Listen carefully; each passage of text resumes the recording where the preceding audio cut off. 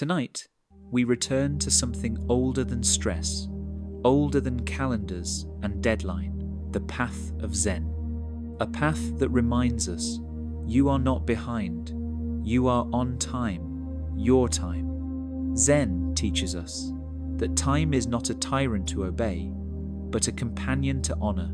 It isn't in demand, it invites, not as a finish line to chase, but a river to return to. So take a deep breath. Let your shoulders drop.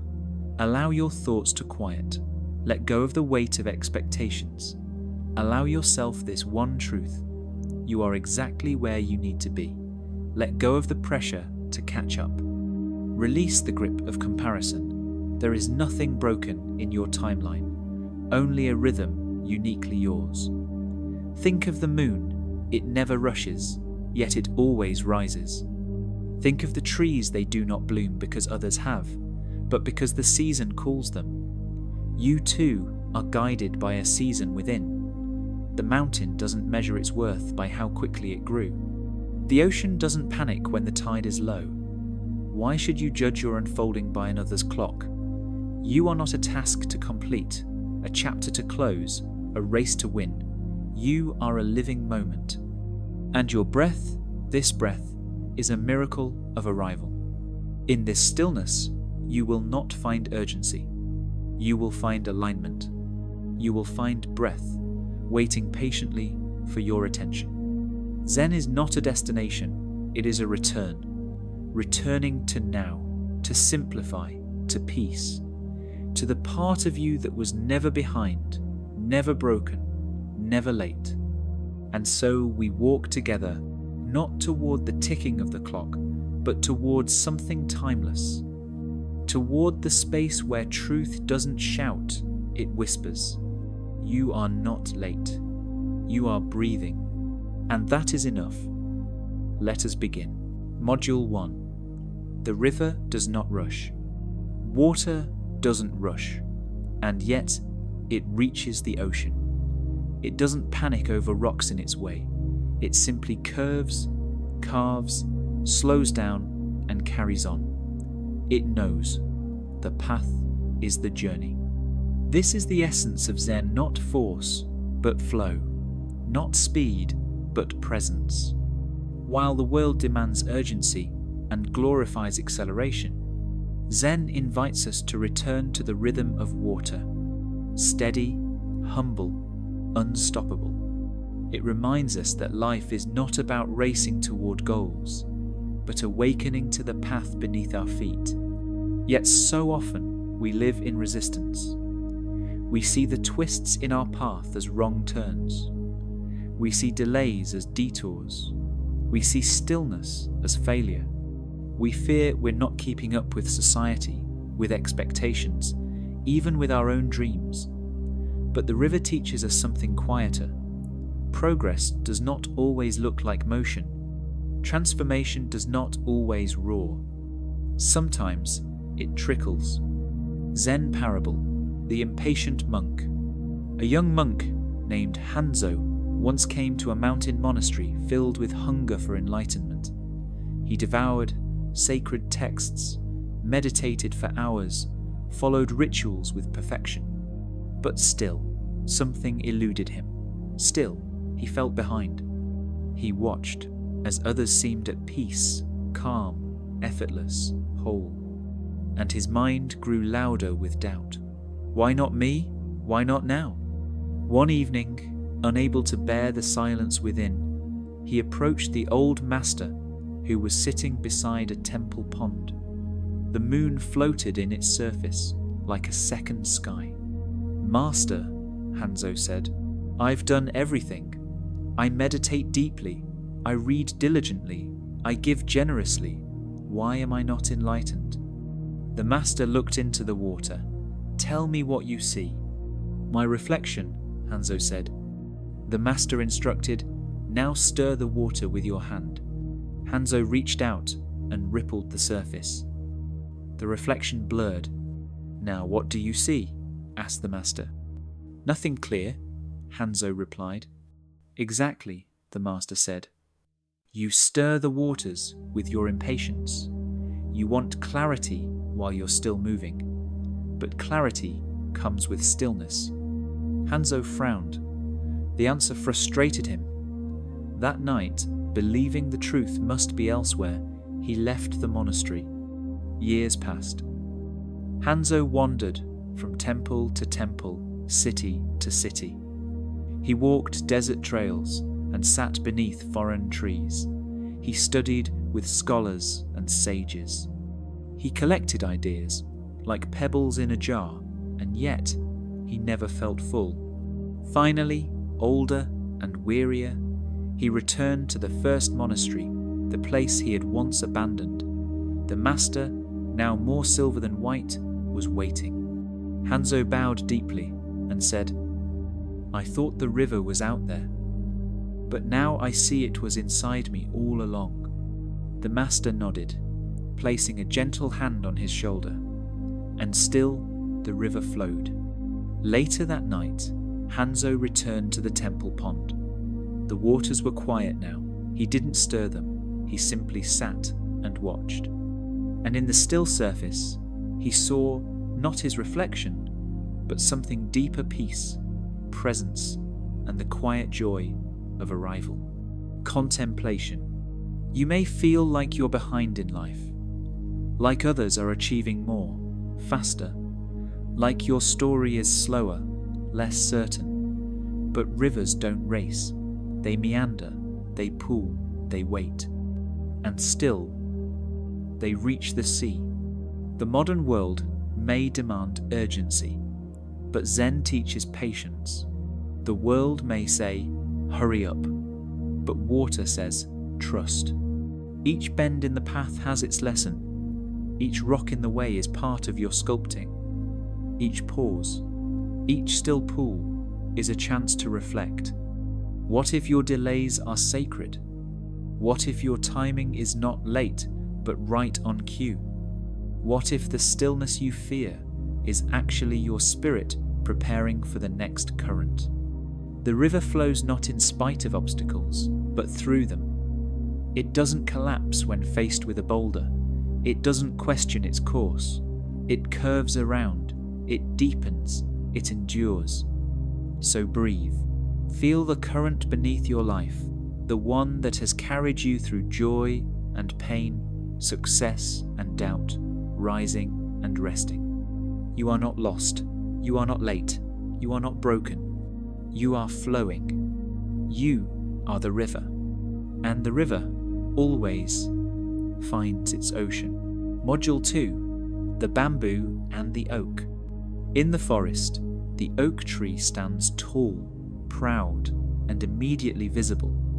It stretches skyward early in its life, gathering sunlight and praise from the world around it. Its presence is commanding, its growth evident, and its stature undeniable. To the casual observer, the oak is the symbol of strength and progress. But beside the oak, something quieter and far more mysterious takes root: the bamboo. To those who do not understand its nature, the bamboo appears to be doing nothing. Its seed is planted, watered, and watched, but no green shoot appears. A year passes, then 2, then 3. The soil seems undisturbed. The gardener may be ridiculed. "Why do you continue to water empty ground?" people ask. There is nothing there. But Zen teaches us that growth is not always visible, that strength is not always loud, that not all transformation shows itself on the surface. The bamboo, while hidden from sight, is busy weaving its roots deep into the earth. It builds a vast and intricate network underground, not for show, not for speed, but for strength, stability, and future flight. Zen parable, the 2 trees. A gardener once planted 2 seeds side by side, an oak and a bamboo. The oak broke through the soil within a season. Its leaves unfurled under the sun. Children played in its shade. Travelers marveled at its growth. The bamboo seed, however, remained hidden. Seasons passed. The oak grew taller. the bamboo did not appear. Neighbours began to mock the gardener. "You've been watering that patch for years," they laughed. "Surely it's dead." But the gardener smiled, silent and patient. He knew the truth of the bamboo. In the 5th year, without warning, a green shoot pierced the surface. And then, in a matter of weeks, the bamboo grew faster than any tree in the garden. It soared skyward, passing the oak with quiet determination. The gardener said, the bamboo was not sleeping, it was preparing. Deep reflection. The art of hidden growth. In our lives, we often judge progress by what we and others can see. We measure success in visible achievements, milestones met, or goals reached. But what if your greatest growth is happening beneath the surface? There are times when you may feel invisible. You may feel like nothing is changing, nothing is working, and nothing is rising. The people around you seem to move forward. With ease they achieve, they shine, they arrive, and you are still waiting. But what if your waiting is not a pause, but a preparation? What if you are not behind you, are below, rooting deeply? The world sees the oak, but Zen sees the bamboo. Contemplation. What if the universe is giving you time not to rise, but to anchor? What if your roots are meant to stretch across vast landscapes before you even take your first step upward? In this age of immediacy, we forget the power of the unseen. We forget that not everything worth becoming can be rushed. Like bamboo, the soul may need years to understand itself before it can bloom. Think of the storms the bamboo will endure. Think of the weight it must bear. Think of the height it will achieve. Without deep roots, it would break. Without time, it would collapse. Its delay was not wasted, it was essential. The beauty of being unseen. There is something sacred about the season of invisibility. In that space, there are no accolades, no spotlights, no noise. Only you and the quiet labor of becoming. In that silence, you meet your fears, you nurture your strength, you grow. When your moment comes, you will not wobble, you will not falter, because your roots, your values, your lessons, your depth will hold you steady. You are the bamboo. Let the oak rise quickly, let others bloom early. But know this, your pace is not wrong. Your path is not broken. Your unfolding is simply different. Trust the years when nothing seems to happen.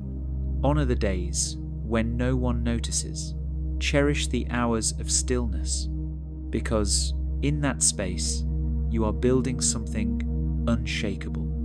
And one day, when you will rise tall. You will rise fast, but most of all, you will rise ready. You are not behind, you are becoming the bamboo, and your season will come. Module 3. The Master's Calendar.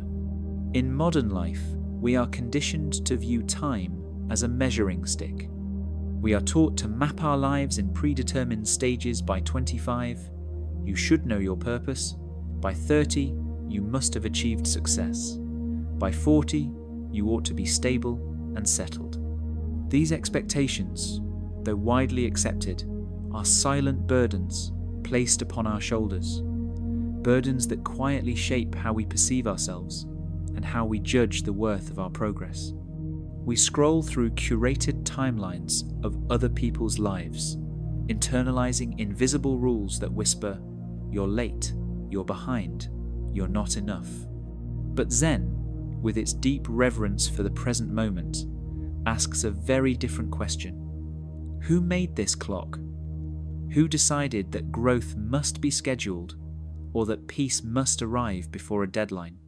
Nature follows no such script. The moon waxes and wanes on its own terms. Trees do not rush to shed leaves in autumn, nor does spring arrive earlier to please an anxious world. A flower blooms not because the calendar tells it to, but because the moment is right within and around it. Zen Parable, the master without a calendar. A student, eager to begin his spiritual journey, arrived at a remote Zen temple. He was organized, ambitious, and driven by results, a product of a world that taught him value lies in structure. "What's the schedule here?" he asked, expecting a precise routine.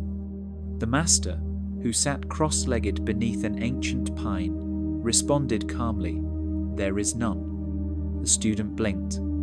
"But how do you manage your time? How do you stay productive?" The master smiled and gestured to the horizon. "When the sun rises, we wake. When it sets, we rest." Still dissatisfied, the student pushed further.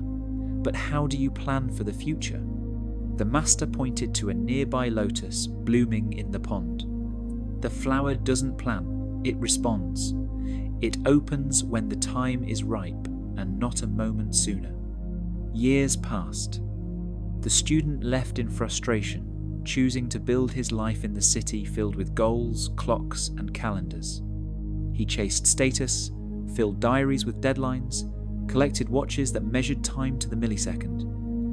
Yet peace, like a ghost, remained out of reach.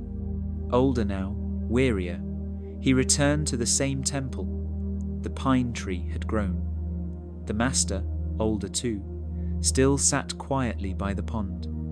The student bowed deeply. "I'm exhausted," he confessed.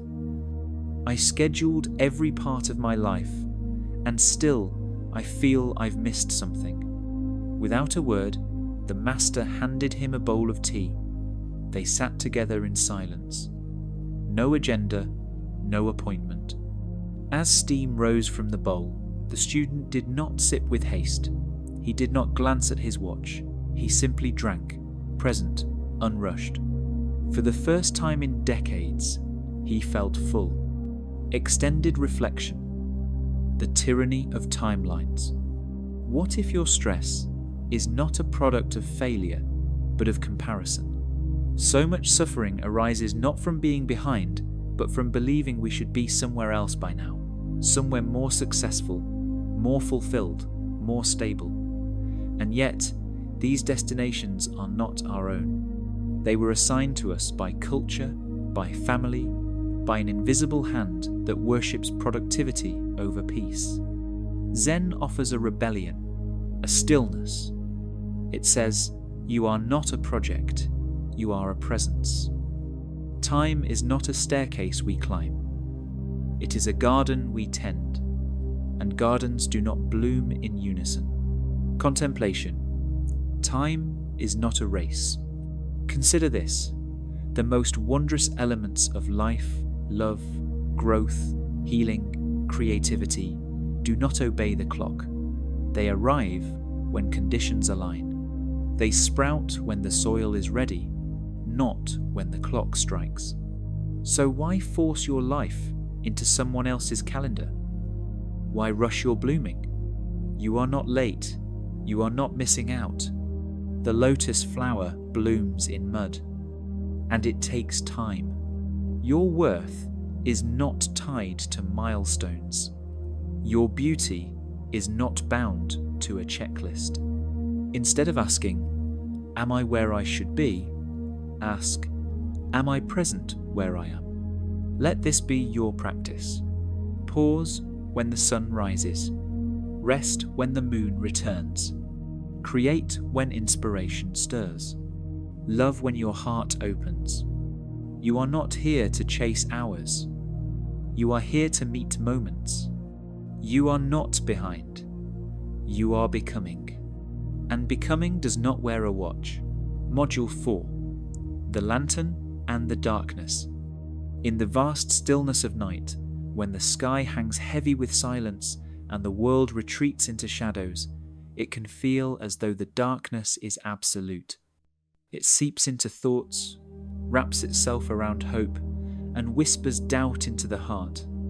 And yet, in even the darkest room, a single lantern can hold the dark at bay. It may not chase away every shadow. It may flicker, it may dim, but it stands. It glows. It continues. This is the power of light, not in overwhelming brilliance, but in quiet persistence. And this is the power of your spirit. There may be days or entire seasons of your life when your inner flame feels faint, when you feel tired, forgotten, overlooked, when your progress is slow and your direction unclear. In these times, it's easy to believe that you are broken, that your light is too small to matter, but Zen teaches otherwise. Zen parable, the cracked lantern. A student once came to his master, shoulders heavy with despair. "Master," he said, "I am lost. I see no path ahead. The world feels so dark. How can I move forward when I cannot see the way?" The master walked over to an old shelf and pulled down a weathered lantern. Its glass was cracked, its handle worn. Inside, a fragile flame flickered weakly, almost invisible. He handed it to the student and said, "Use this." The student looked at it with disbelief. "But it is broken," he said. "The light is too weak to lead me anywhere."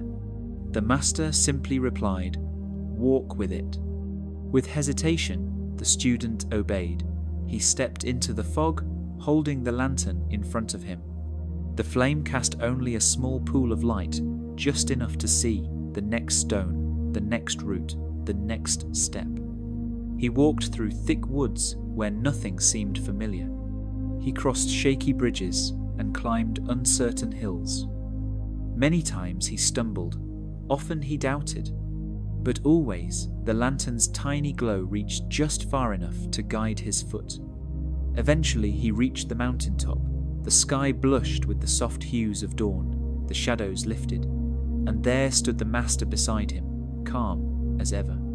The student turned to him and whispered, "All this time, I thought I needed a powerful light to see clearly, but I only needed faith in each step." The master nodded and said, "Perfection blinds, but humility guides." The lantern didn't need to be flawless. It only needed to stay lit, and you needed only to keep walking. Later, as the student descended, he passed the cracked lantern to another weary traveller. It was still fragile, still flickering, but still glowing. And so the journey continued, one hand, one step, one heart at a time. Extended reflection. Life rarely offers us clarity all at once. Our paths are not lit by stadium lights. They are lit by flickers, glimpses of insight, moments of courage, small acts of faith. We spend so much of our lives waiting to feel sure, waiting for full certainty, waiting until we feel confident enough to begin. But Zen reminds us, confidence is not a prerequisite for movement. Movement creates confidence. Even in your uncertainty, you are being guided. Even in your silence, something within you glows. That small flame, your hope, your intuition, your longing, may not light the entire forest, but it is enough to see where your next foot belongs. And that is how all journeys unfold, not by leaps, but by steps. There will be nights when you feel dimmed by exhaustion, grief, comparison, fear, but you are not broken. You are still glowing, and the cracks you carry, they are not flaws. They are the places where your light escapes to guide others. Let go of the pressure to shine brightly all the time. Let go of the belief that your path must be well lit and clearly marked. Let yourself walk with the lantern you have, no matter how small. Let its humble glow remind you, light is not measured in watts, but in warmth. Contemplation. Tonight, reflect on this. What lantern are you holding? What faint flame have you overlooked because it did not burn like a wildfire? Trust the flicker, trust the step, trust the silence.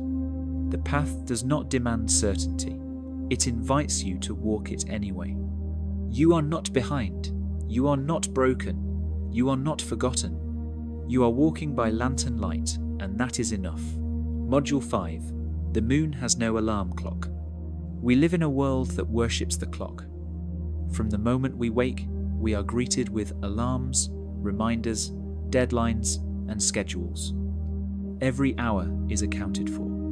Productivity is praised, urgency is rewarded, and we are constantly reminded that to be early is to be worthy, and to be late is to be lazy.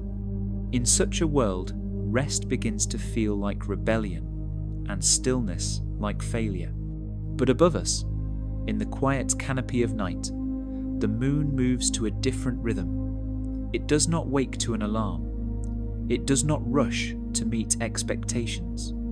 It does not perform for praise or apologize for its phases. Some nights, it graces us in fullness, bold, bright, and undeniable. Other nights, it slips behind a veil of shadow or disappears altogether. Yet never once do we call the moon broken. Never once do we question its worth.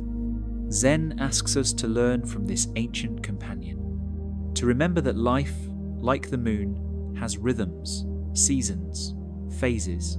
Not all of them are visible. Not all of them are celebrated. But all of them are necessary. Zen parable: the moon and the child.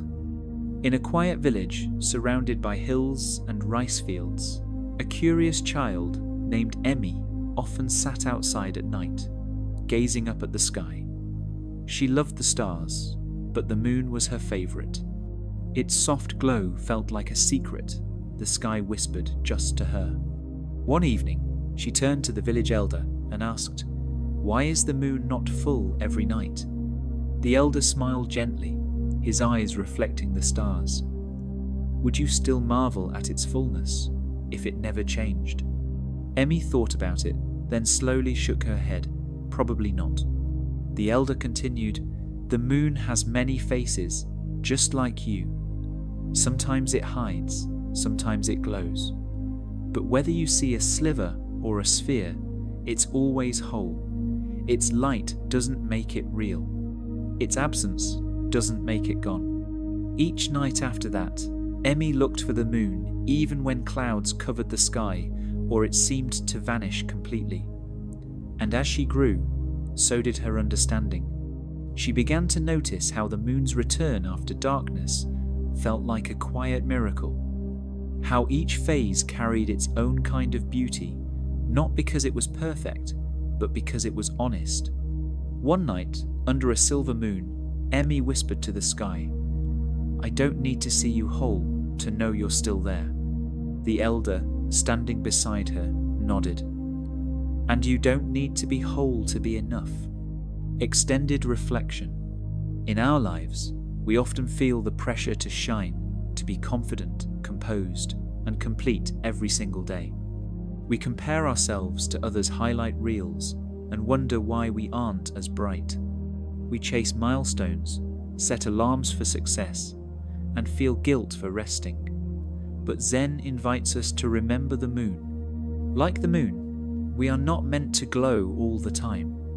There are days we feel radiant and centered, but there are also days when we feel empty, withdrawn, unseen.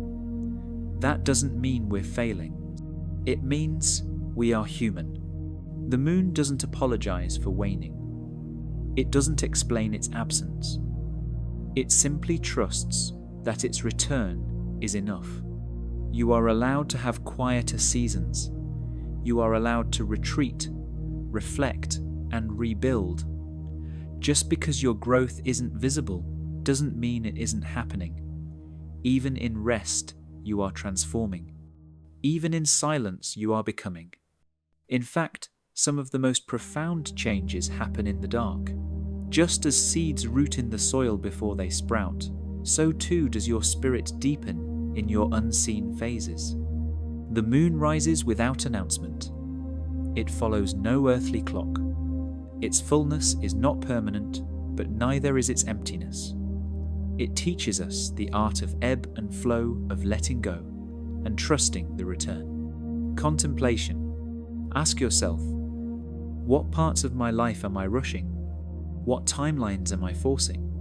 Where have I confused constant visibility with real value? Can I allow myself to be a work in progress? Can I embrace my dimmer days without shame? Remember, your worth does not depend on how consistently you shine. Your value is not in your productivity. It is in your presence, in your becoming, in your willingness to trust the phases of your own life. Let the moon be your reminder. That timing is sacred. That light will return. That rest is not a detour, it's part of the orbit. You are not behind.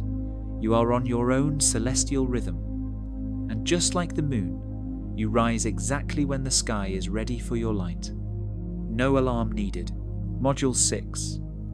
The tea that took time. In the quiet sanctuaries of Zen monasteries, far away from the urgency and noise of the world, there is a practice that seems deceptively simple, the making of tea.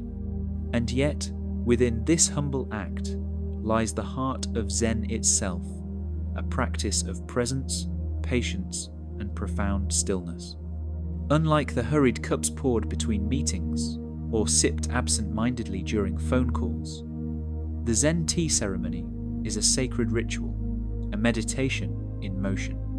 Every step, from fetching the water to placing the cup, is executed not with haste, but with deliberate grace. It is not the tea that matters most, but the attention given to it.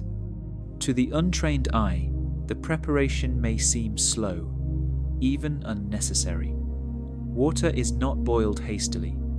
It is heated with mindfulness, the steam rising like incense, marking the passage of time. The tea leaves are not grabbed without thought.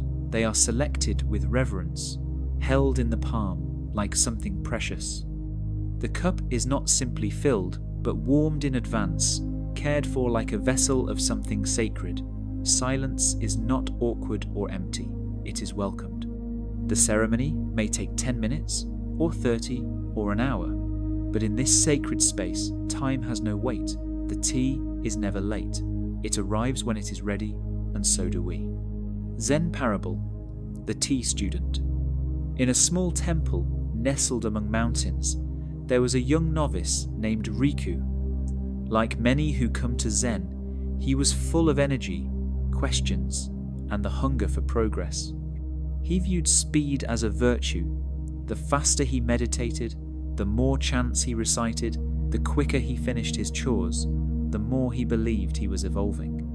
One morning, the master, a serene and steady elder, asked Riku to prepare him a cup of tea. Seeing an opportunity to impress, Riku sprang into action.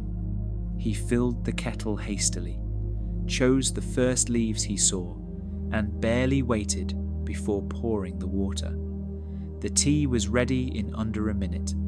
He placed it before the master, chest puffed with pride. The master took one slow sip, then placed the cup down. He said nothing. His silence lingered longer than the tea's steam. Riku felt uncertain, but the moment passed. The next morning, the master once again asked Riku to make tea. But this time, he said softly, "Make the tea as if you have all the time in the world."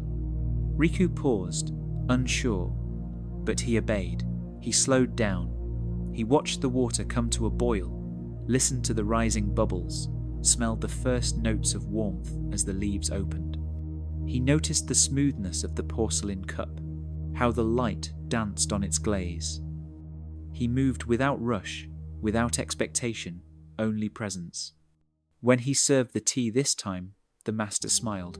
"Now," he said gently, "you have truly begun your training." From that day on, something shifted in Riku. He began to understand that Zen was not about completing tasks quickly or mastering techniques with speed. It was about showing up fully to whatever he was doing, whether meditating, sweeping the floor, or making tea. He started to feel peace in places he had never noticed before, in the quiet between bells, in the rhythm of folding robes, in the warmth of sunlight on the temple stones. One afternoon, another student asked Riku, "Why do you spend so much time making just one cup of tea?" Riku answered, "Because every cup teaches me how to live." Extended reflection. We live in a world built on deadlines, to-do lists, and efficiency. We are taught that faster is better, that arriving quickly is the same as arriving well. But Zen offers a different truth. Presence is more valuable than pace. In the rush to do more, we often miss the very life we are trying to build. We gulp moments instead of tasting them. We multitask through beauty. We treat joy as something to be scheduled. But consider this. What if your dreams don't need to arrive tomorrow? What if healing does not answer to alarms? What if the most important lessons come not when you hurry through life, but when you slow down enough to notice it? The tea ceremony does not serve caffeine, it serves clarity. It reminds us that when we rush, we miss the scent, the texture, the grace of what's unfolding. And just like tea, your life becomes richer when steeped in stillness. You do not need to race to worth. You are already enough, right here, right now. Contemplation. The tea that is rushed burns the tongue. The tea that is mindful warms the soul. Let yourself steep in the present. Let your thoughts slow, your heart soften, your breath deepen.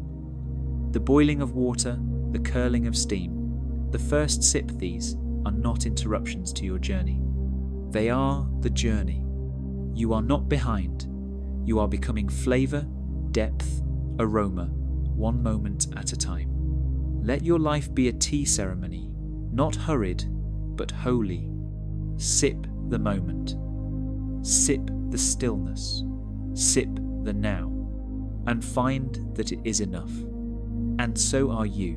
Module 7. The Pebble in the Shoe. Sometimes in life, it isn't the towering obstacles or the vast distances ahead that weigh us down. It's not the mountain that overwhelms us, but the tiny, persistent discomfort we carry without realizing it, the pebble in the shoe.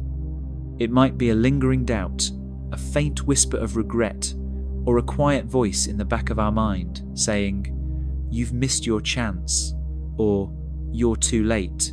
These are not always loud or dramatic. They're subtle, tucked just beneath the surface of our awareness, but they can alter the course of our lives if left unattended.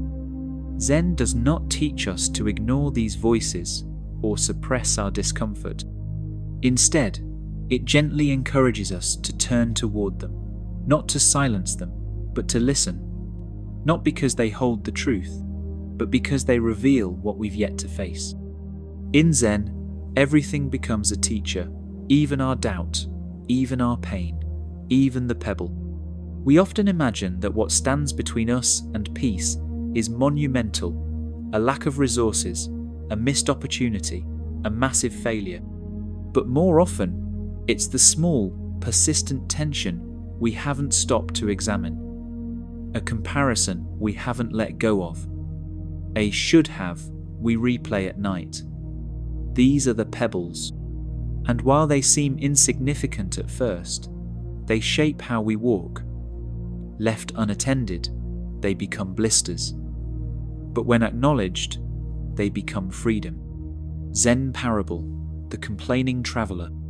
There was once a man who decided to embark on a long pilgrimage to a sacred mountain, said to offer peace and wisdom to all who reached its peak. He packed light, bringing only the essentials: water, bread, and determination. Yet as he walked, he grew increasingly agitated. "The path is too rocky," he complained. "The climb is too steep." He limped and groaned, each step a burden. Others passed him with smiles or soft songs. but he could not enjoy the journey. His face was tight with frustration. One day, as he sat on a log rubbing his foot, an old monk approached him, moving slowly but peacefully. The monk asked gently, "Why do you limp?"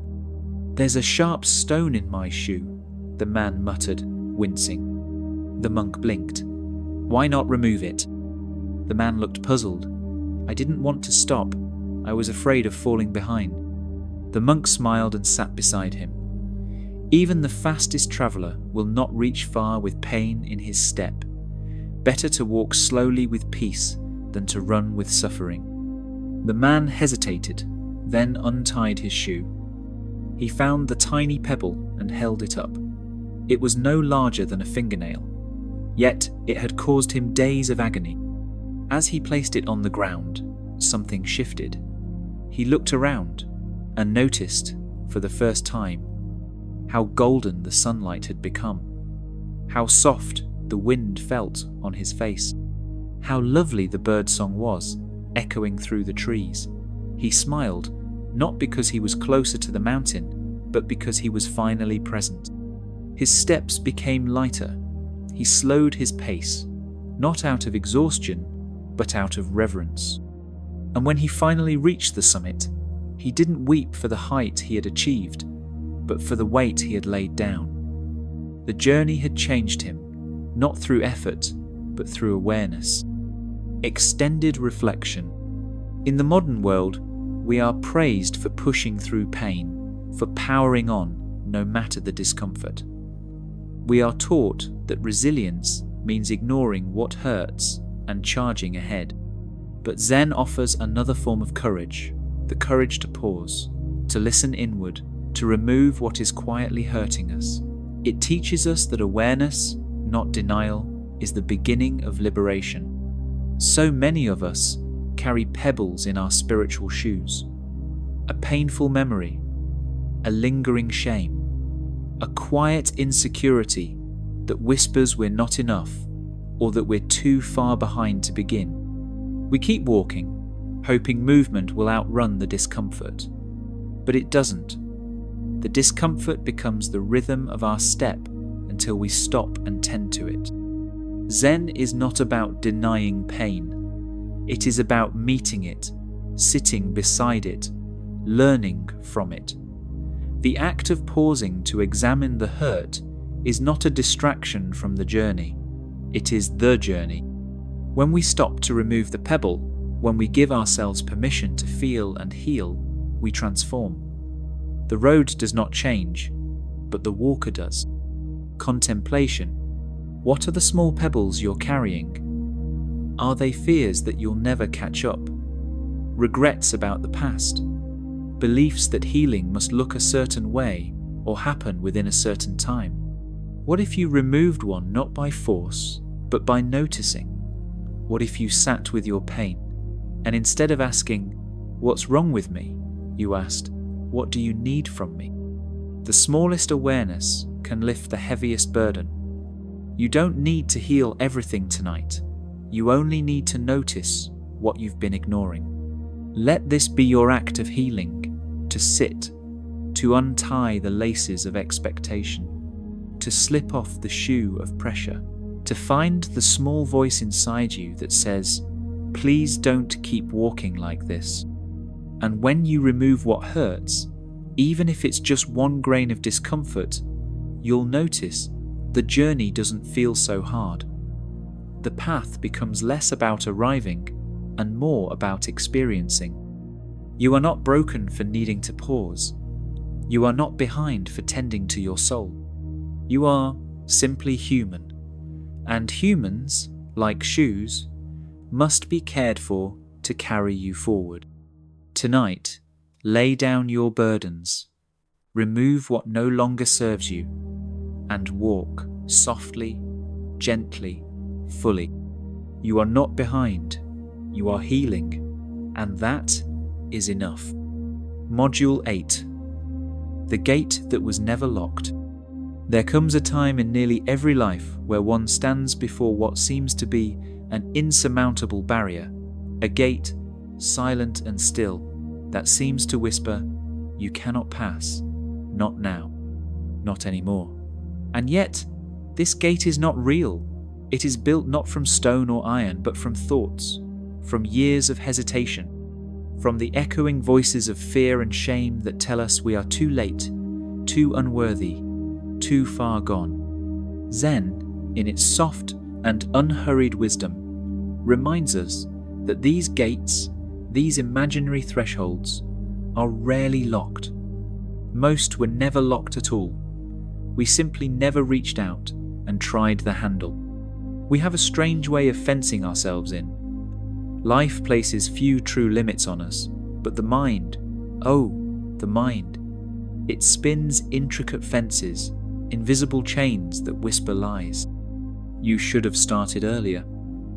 You missed your chance. People your age don't do this, but the wind does not ask permission to blow.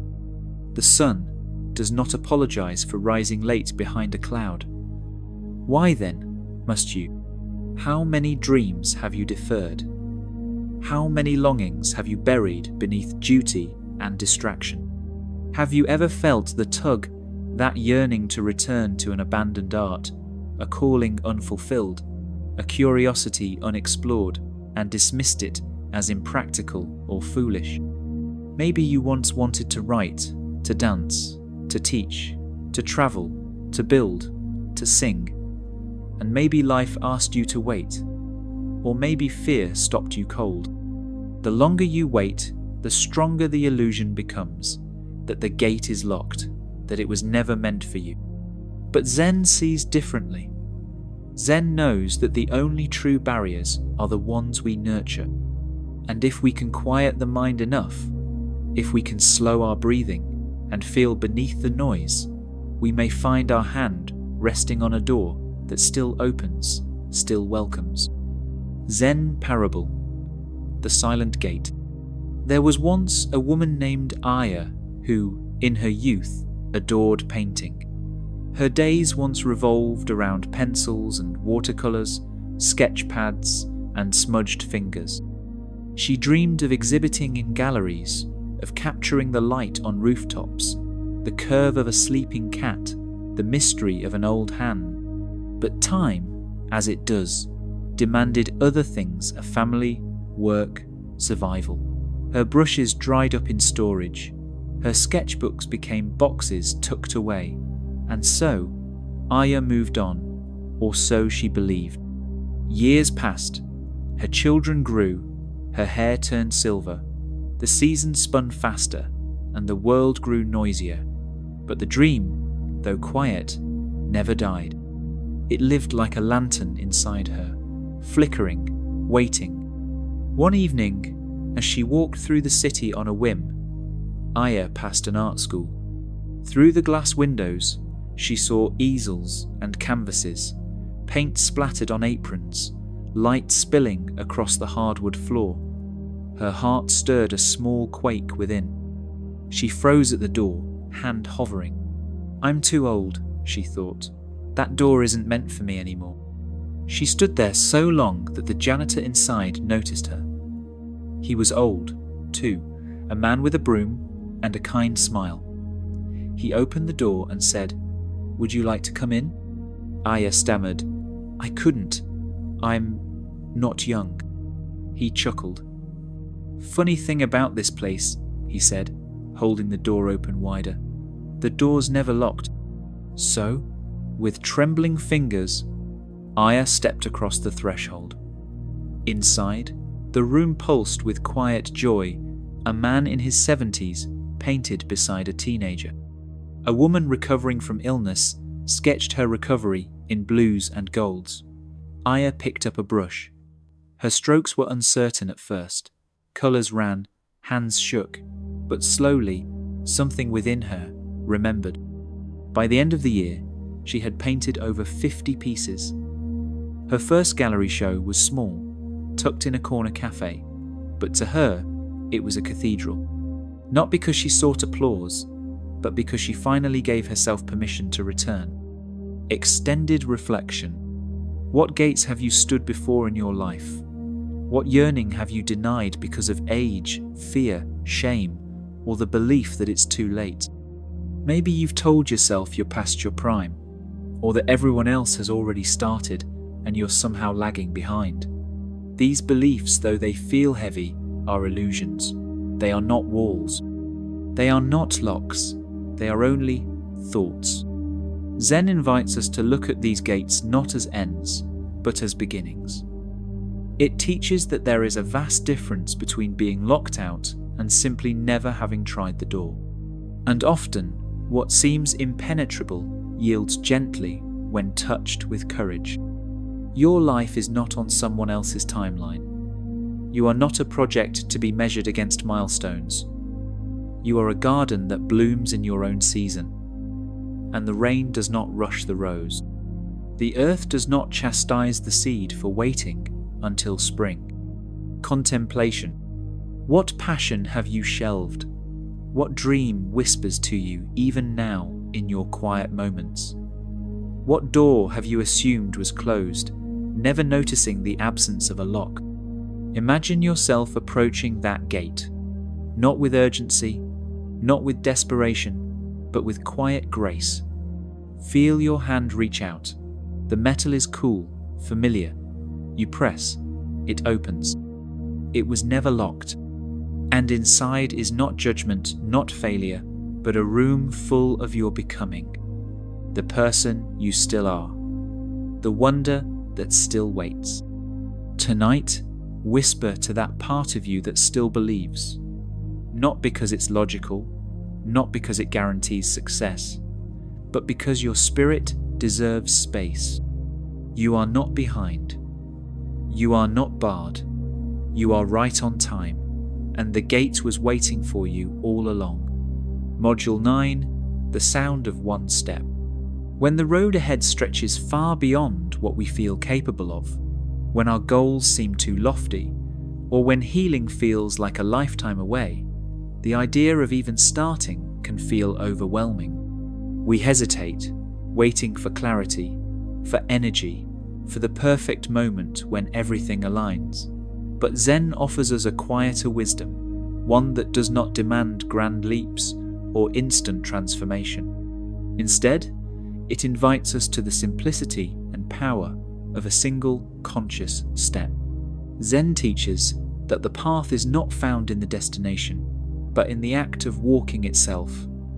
Mountains, no matter how majestic or daunting, are not scaled by leaps and bounds.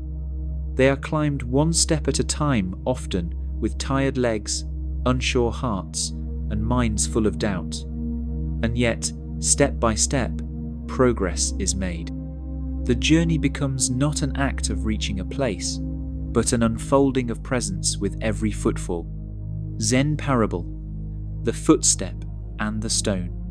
In a quiet rural village, surrounded by golden fields and misty trees, a boy named Kenji often looked up at the towering mountain that stood like a sentinel beyond the valley. The mountain filled him with both wonder and dread. Its vastness whispered of challenge. Its peak, hidden by clouds, seemed unreachable. One day, Kenji told his grandfather, a kind man with silver-threaded hair and a walking stick worn smooth from decades of use, "I will climb to the top, but not now. It's too far. I must wait until I'm stronger, until I'm older, until I'm ready." His grandfather said nothing. He simply looked at the mountain with a soft, knowing gaze. The next morning, without a word, he placed his walking stick in Kenji's hand and gestured for him to follow. "Where are we going?" Kenji asked. "To the mountain," the old man said. "But I just told you I'm not ready." The grandfather smiled gently. "You don't need to be ready to take one step. We're not climbing the whole mountain today. We'll just walk to the foot of it."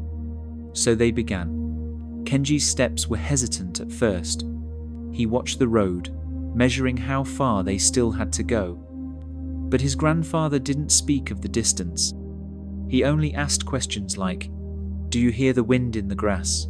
Do you feel the warmth of the sun?" When they reached the foot of the mountain, Kenji expected to turn back. Instead, his grandfather pointed to the first bend.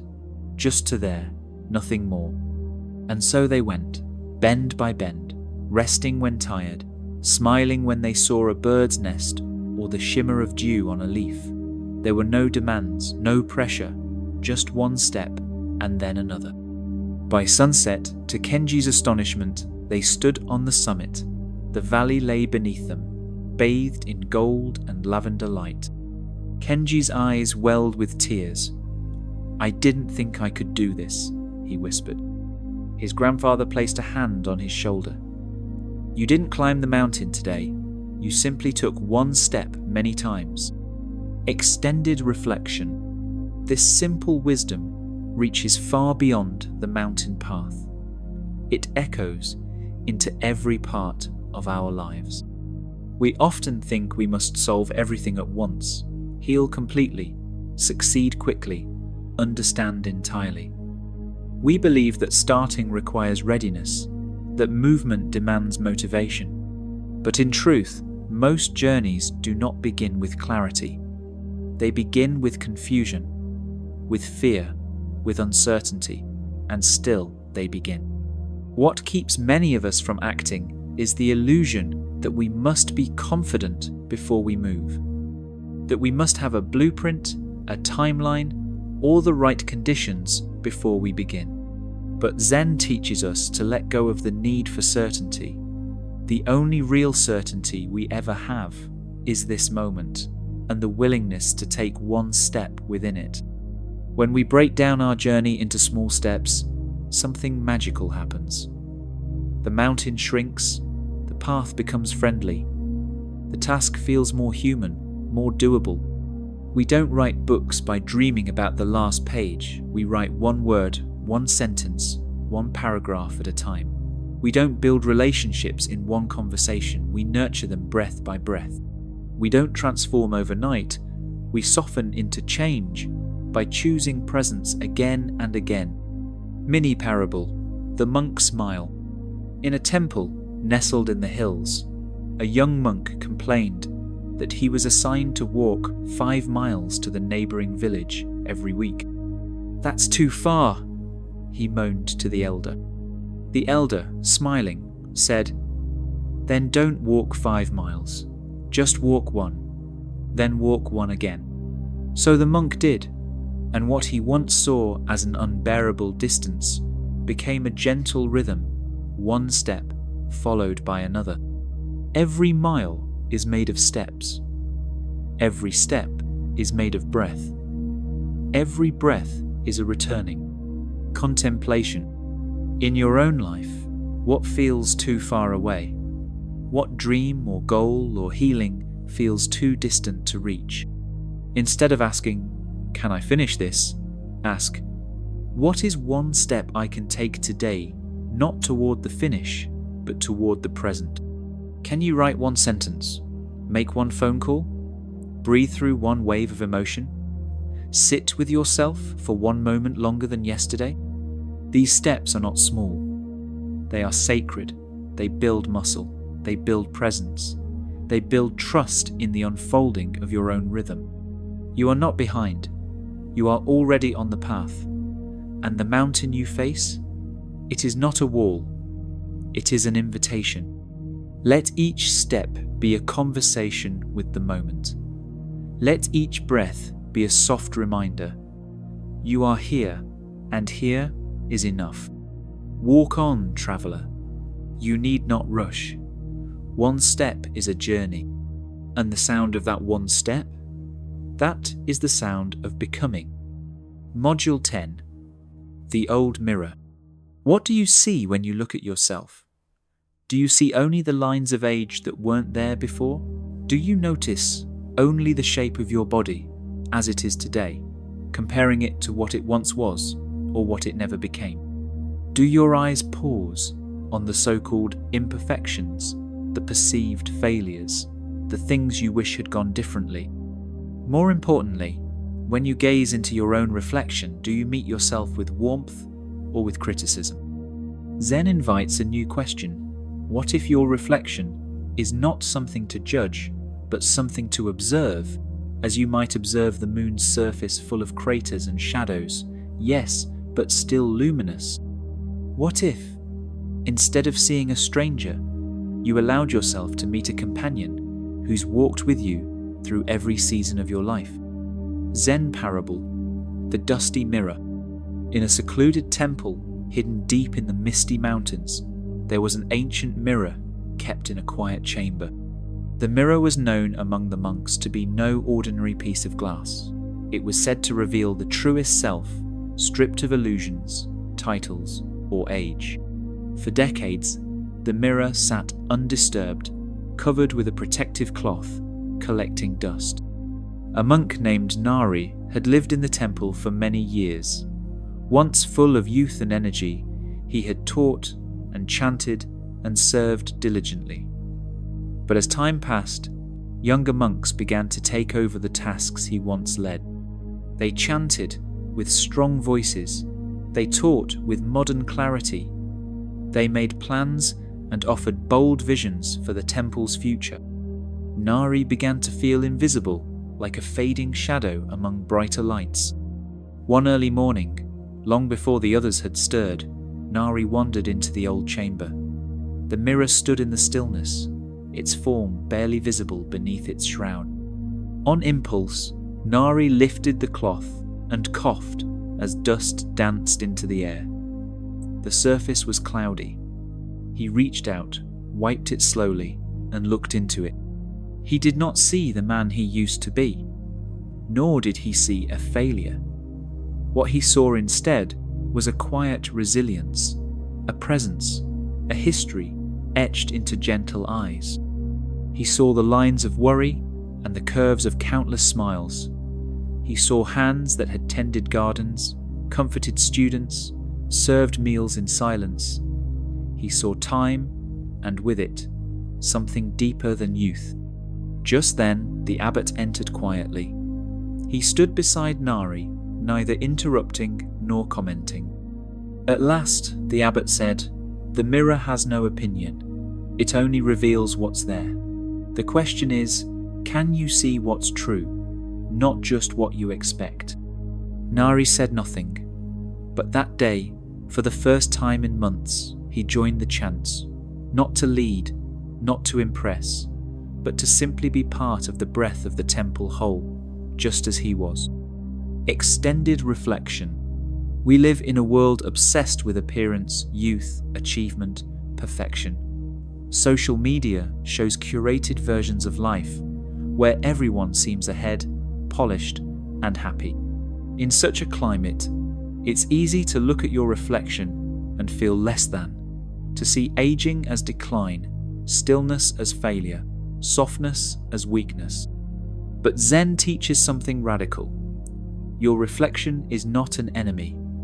It is a moment, a practice, a chance to greet yourself gently. What if the lines on your face are not signs of damage, but of depth? What if your grey hairs are not shameful, but silver threads of wisdom? What if the parts of you that feel forgotten are simply waiting to be honoured again? There is no version of you from the past that deserves more compassion than the one standing here now. Parable extension. The mirror and the firefly. Later that evening, a young monk named Sota entered the mirror chamber. He had heard stories of the sacred mirror and was curious. As he entered, he noticed a firefly trapped inside, its tiny light flickering against the window pane. Gently, he opened the window. The firefly hovered, then drifted out into the night. It blinked once, twice, and then disappeared into the dark sky. Sota stood quietly, watching. The abbot, passing by, noticed and paused. Sota asked, "Why did it move me so?" The abbot smiled. "Because when you stop staring at the mirror, you begin to see the light around you. And when you see yourself clearly, without distortion, without longing for something else, your own light is freed." Gentle guidance. You may feel your best days are behind you, that your value is tied to a certain age, appearance, or role. But Zen assures you your becoming has not stopped. There is no expiration date on growth. There is no age limit on relevance. You are still unfolding. Look at yourself tonight with kind eyes, not through the lens of what the world demands, but through the gaze of someone who has endured, who has tried, who is still learning how to live. There is no such thing as being too old to begin again. There is only the question, are you willing to see what has always been present? Contemplation. Sit quietly for a few moments tonight. Place a mirror before you, or simply close your eyes and imagine your face as it is. Can you soften your judgment? Can you say, I see you, to the one who's carried you this far? You are not behind. You are not fading. You are not lost. You are arriving more honestly, more fully, more gently than ever before. Even the oldest mirrors still reflect, and even a quiet reflection can hold the whole sky within it. Module 11. The Bell That Waited. In every Zen temple, there stands a great bell, sometimes bronze, sometimes iron weathered by time. Embraced by the silence around it, it is not rung daily. In fact, many days pass without a single strike, and yet the bell waits, not in sorrow, not in longing, but in deep, dignified stillness. It does not grow restless. It does not question its purpose. It does not envy the chants, the gongs, the laughter in the meditation halls. It simply rests within the stillness of the temple, silent, patient, present.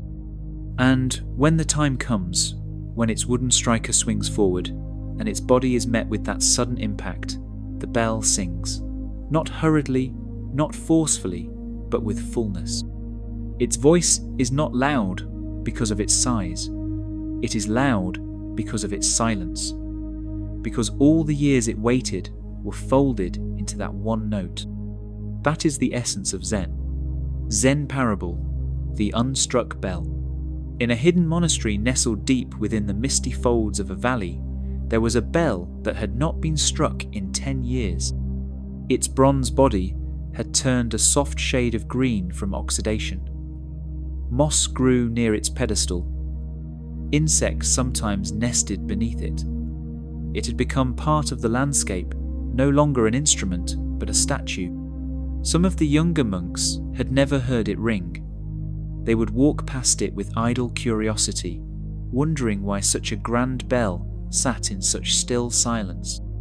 A young novice, new to the monastery and full of restless energy, once asked the abbot, "Master, why does no one ring the bell? Isn't that its purpose?" The abbot smiled gently, his face lined with decades of contemplation. "Walk with me," he said. They strolled together through the silent courtyard until they reached the bell. The abbot motioned toward the striker, a suspended wooden beam that hung like a sacred pendulum. "Strike it if your heart cools," he whispered. With some hesitation, the novice pulled the striker and let it gently swing forward. It met the side of the bell with a low, steady sound, not loud, but deeply resonant. The vibration filled the air like a slow breath, echoing into the trees, into the stones, into the stillness itself. The abbot closed his eyes. "Now, strike it again," he said. This time, the novice pulled harder. The sound rang fuller, deeper, more expansive, a rich tone that seemed to reach beyond the mountains and into the heart of the earth itself. They stood quietly as the final hum of vibration melted into the sky. "Did you hear that?" the master said softly. "Not just the sound, but the silence that followed. That is the reason we wait. The bell is not rung every day, because when it finally speaks, all else listens." Reflection 1. The power of stillness. We live in a world obsessed with noise. Constant updates, instant feedback, endless voices echoing across digital planes. In such a world, silence can feel like absence, like failure, like being forgotten. But Zen teaches the opposite. Stillness is not the absence of life, it is the richness of it. Like the bell, you may be in a season of silence. Perhaps you feel you've not been struck in a while, not acknowledged, not seen, not called into your fullness. But that silence is not lifelessness. It is preparation. It is depth building. A bell does not lose its song because it is not struck. It holds the note patiently. So do you. Reflection 2. Not all sound is speech. The bell never rings out of ego. It does not perform. It does not seek applause. Its only intention is to express what is already within it. It does not fear whether others will approve it, simply allows itself to be heard when the time is right. Imagine if you allowed your own voice to emerge this way, not out of pressure or competition, but from a place of authenticity. What if you spoke only when your heart was ready, and trusted that your words, like the bell's tone, would ripple in all the ways they were meant to? Your impact isn't measured in volume, it's measured in resonance. Reflection 3. Sacred timing. In nature, nothing rushes. The tree does not bloom out of panic. The tide does not rise because of external pressure. The moon never worries that it is behind. Each follows its own rhythm. Why then do you rush your own unfolding? The bell waits, and in its waiting, it becomes richer. Its tone deepens. Its stillness grows weight. So too, perhaps, must you. There is no shame in seasons of quiet, of not knowing, of not acting, because silence does not mean nothing is happening. Silence means something sacred is happening beyond noise, beyond vision. Reflection 4. Your moment will come. The day will arrive when your bell is struck, when your voice is needed, when your truth is heard, when your presence fills a room, not because you tried, but because you waited. And when that day comes, your sound will carry farther, your note will be fuller, your presence will be undeniable. Not because you forced it, but because you prepared for it in the stillness. Reflection 5. The echo after action. The bell never holds onto its sound. It releases it, lets it go. It trusts the echo to carry its truth through the valley, across water, into memory. How often do we cling to what we've said, what we've done, demanding to see the result?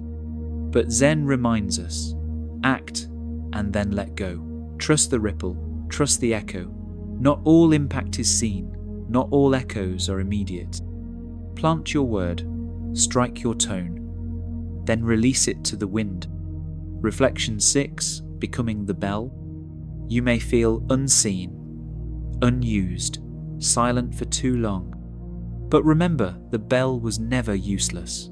It was sacred. It did not ask to be heard daily. It only asked to be ready. And so must you. Let your waiting become your shaping. Let your stillness deepen your spirit. Let your inner silence prepare the note the world needs from you. Not today, not yesterday, but exactly when the timing is right. Contemplation. Let your bell wait. Tonight, imagine yourself as the temple bell. Feel the stillness surrounding you. Feel the years of silence as not emptiness, but fullness. You have not been neglected. You have been sacredly preserved. When your moment arrives, you will not need to shout. You will ring once, and it will be enough. So wait in stillness. Trust the silence. It is not wasting you. It is making you resonate. Module 12. The tree that bent. Life will sometimes try to break you. Not in loud, explosive ways, but in the slow accumulation of pressure. A missed opportunity, a quiet comparison, a worry that grows in silence. But Zen teaches, what bends does not break, what yields survives, what flows endures. There is immense strength in softness and power in surrender. Like bamboo in the storm, it does not resist the wind, but dances with it. Zen parable, the tree in the storm. A terrible storm once swept through a mountain forest. The wind howled and rain lashed down like waves from the sky. Trees shook and branches flew. The proud oaks groaned, holding firm, unbending. When the winds died, the tallest and strongest trees had snapped, their trunks broken, their limbs scattered across the earth. But in the midst of the destruction, one tree stood untouched, a slender willow by the river. A young monk visiting the forest with his master stood in wonder. Why did this small tree survive when so many giants fell? The master knelt beside the willow, brushing his fingers against its damp bark. Because it knew how to bow, the master said. The willow had swayed with the storm, not against it. It had dipped low, its branches kissing the ground, allowing the wind to pass. And when the sky cleared, it rose again, not with pride, but with grace. Reflection 1. Softness is not weakness. We are told to be strong to stand tall, to never flinch. But Zen reminds us that the unyielding breaks first. To bend is not to give up, it is to live wisely. Sometimes life will pull at you. Let it. Sometimes you will feel bent by sorrow, by loss, by uncertainty.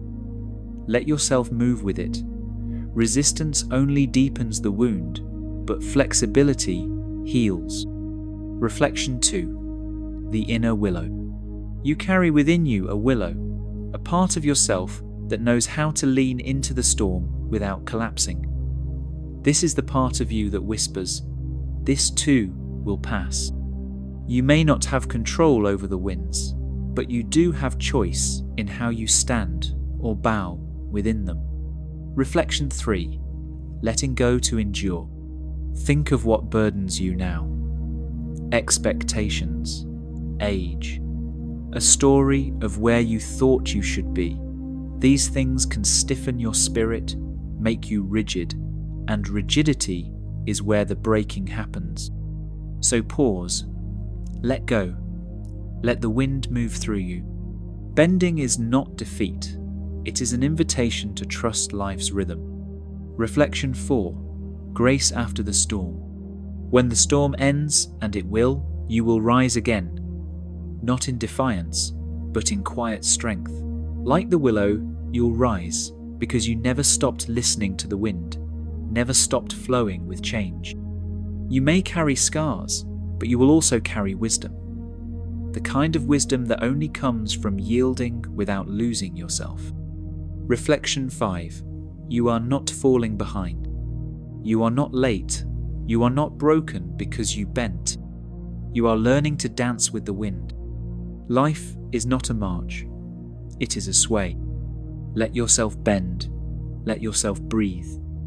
Let yourself trust that softness can be your greatest strength. And when the next storm comes, as it surely will, you will not fear it. You will bow and rise, just like the tree, just like the breath, just like Zen. Module 13. The bowl that was empty. To be full, one must first be empty.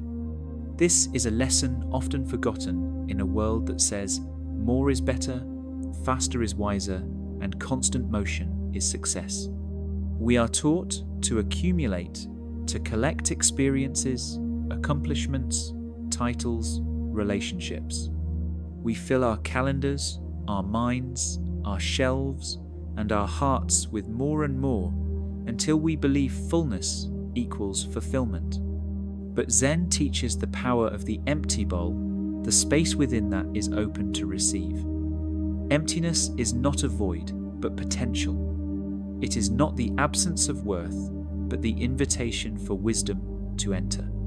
The bowl that is full cannot be filled, but the bowl that is empty, it can hold the entire sky. Zen Parable. The overflowing cup. A professor once visited a Zen master to learn about enlightenment. The master welcomed him, bowed, and invited him to sit for tea. The professor began speaking, immediately explaining his philosophies, quoting authors, asserting what he believed enlightenment must be.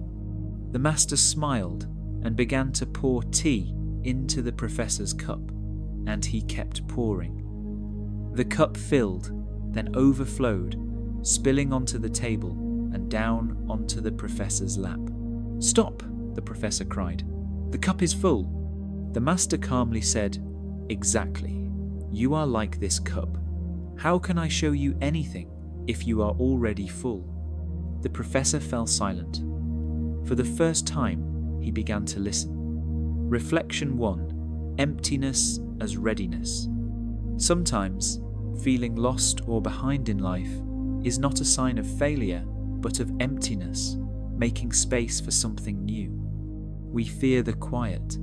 We fear the pause between chapters.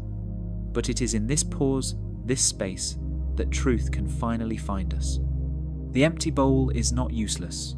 It is ready. Ready to be filled with new insights, new peace, a new path. Emptiness is not a setback.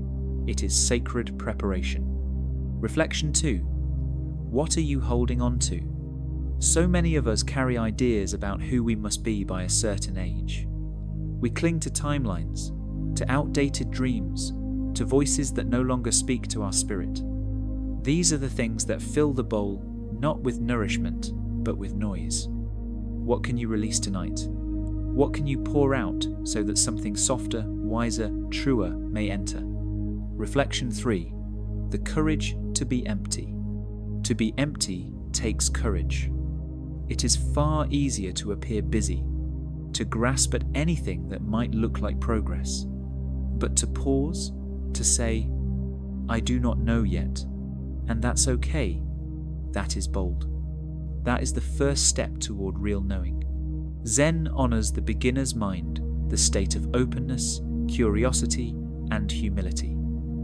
The bowl that is empty becomes the vessel for wisdom, for compassion, for new beginnings. Reflection 4. The gift of space. Imagine your heart as a bowl. What would happen if you emptied it of judgment, of comparison, of the pressure to keep up? What quiet truth might rise to the surface?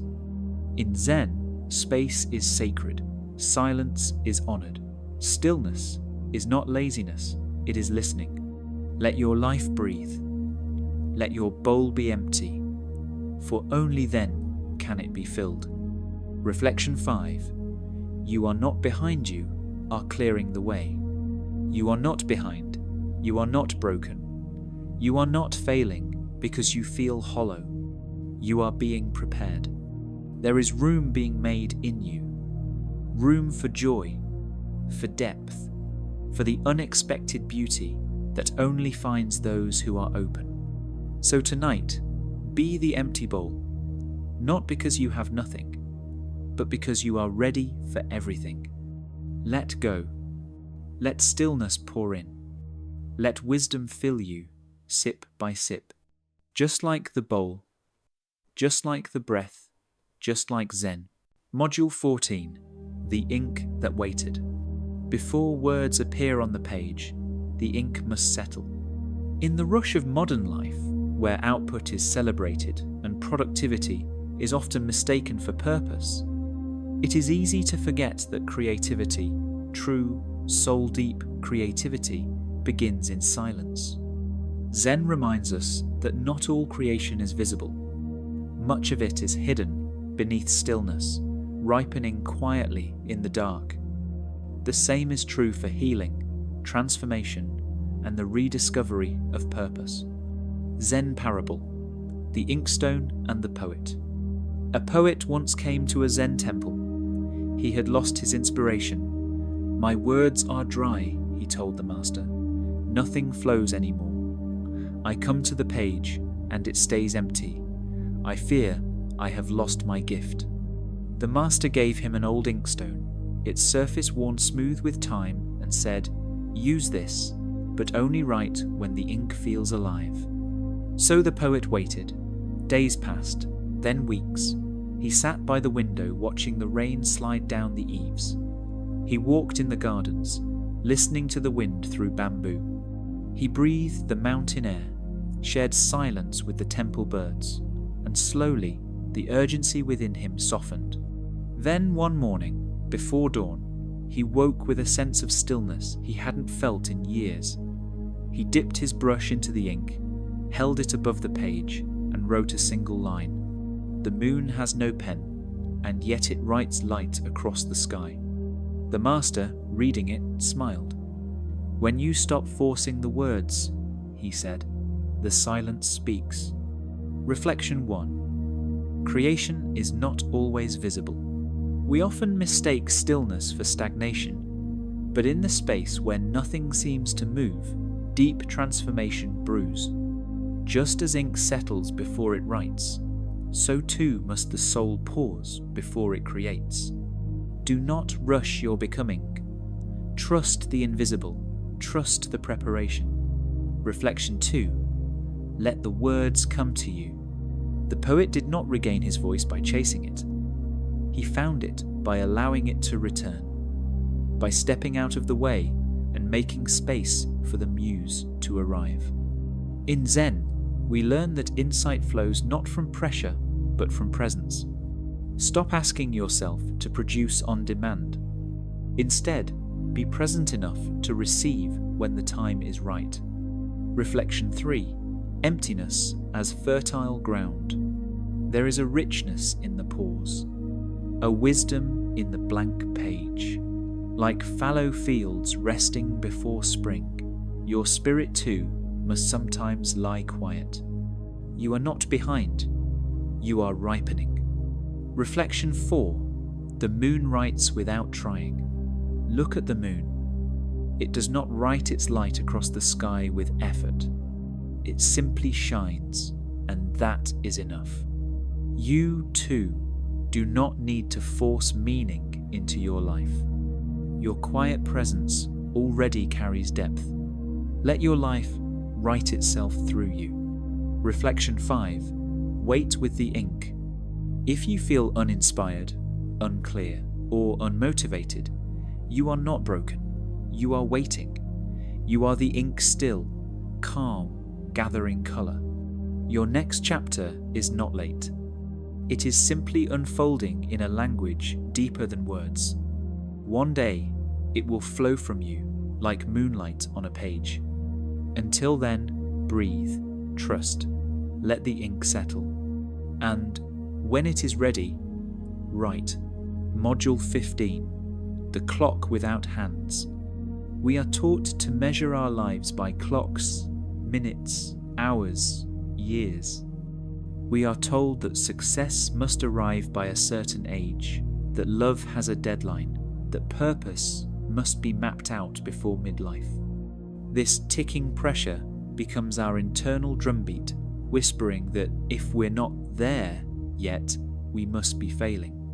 But Zen teaches us to live by moments not by how many, but by how deeply they are felt. Zen parable. The broken clock. In the corner of a small temple hung a grand old clock. It had once chimed every hour, but now its hands were broken. The monks had long stopped using it, instead learning to move with the rhythm of nature. A new monk arrived, fresh from the city. He tried to fix it, saying, "We must know the time." He worried over the days, marking his schedule with precision and growing frustrated at the temple's unhurried pace. The master only smiled and said, "The sun knows when to rise. The birds know when to sing. Why must we interrupt the sky to remember we are alive?" The monk protested, "But without time, how do we know if we're on track?" The master pointed to the cherry tree in the courtyard. "It has no schedule, and yet It blossoms. The monk fell silent. Over the months, he slowly shed his clock-bound habits. He began to wake with the light, eat with the warmth of day, and sleep with the hush of night. His anxiety softened, his breath deepened, and he found not the ticking of time, but the rhythm of life. Reflection 1. Presence over precision. The clock may tell you how long you've lived, but it cannot tell you how deeply you've loved. It cannot measure the moment you felt truly seen, or the silence that healed your heart. Presence is timeless. Reflection 2. Unlearning the timeline. Some things like blooming, like healing, like peace, cannot be scheduled. They arrive when they are meant to, not when the calendar demands it. If you've ever felt like you're behind, ask, whose clock are you living by? Let go of arbitrary timelines. You are not late, you are arriving. Reflection 3. Embrace natural rhythms.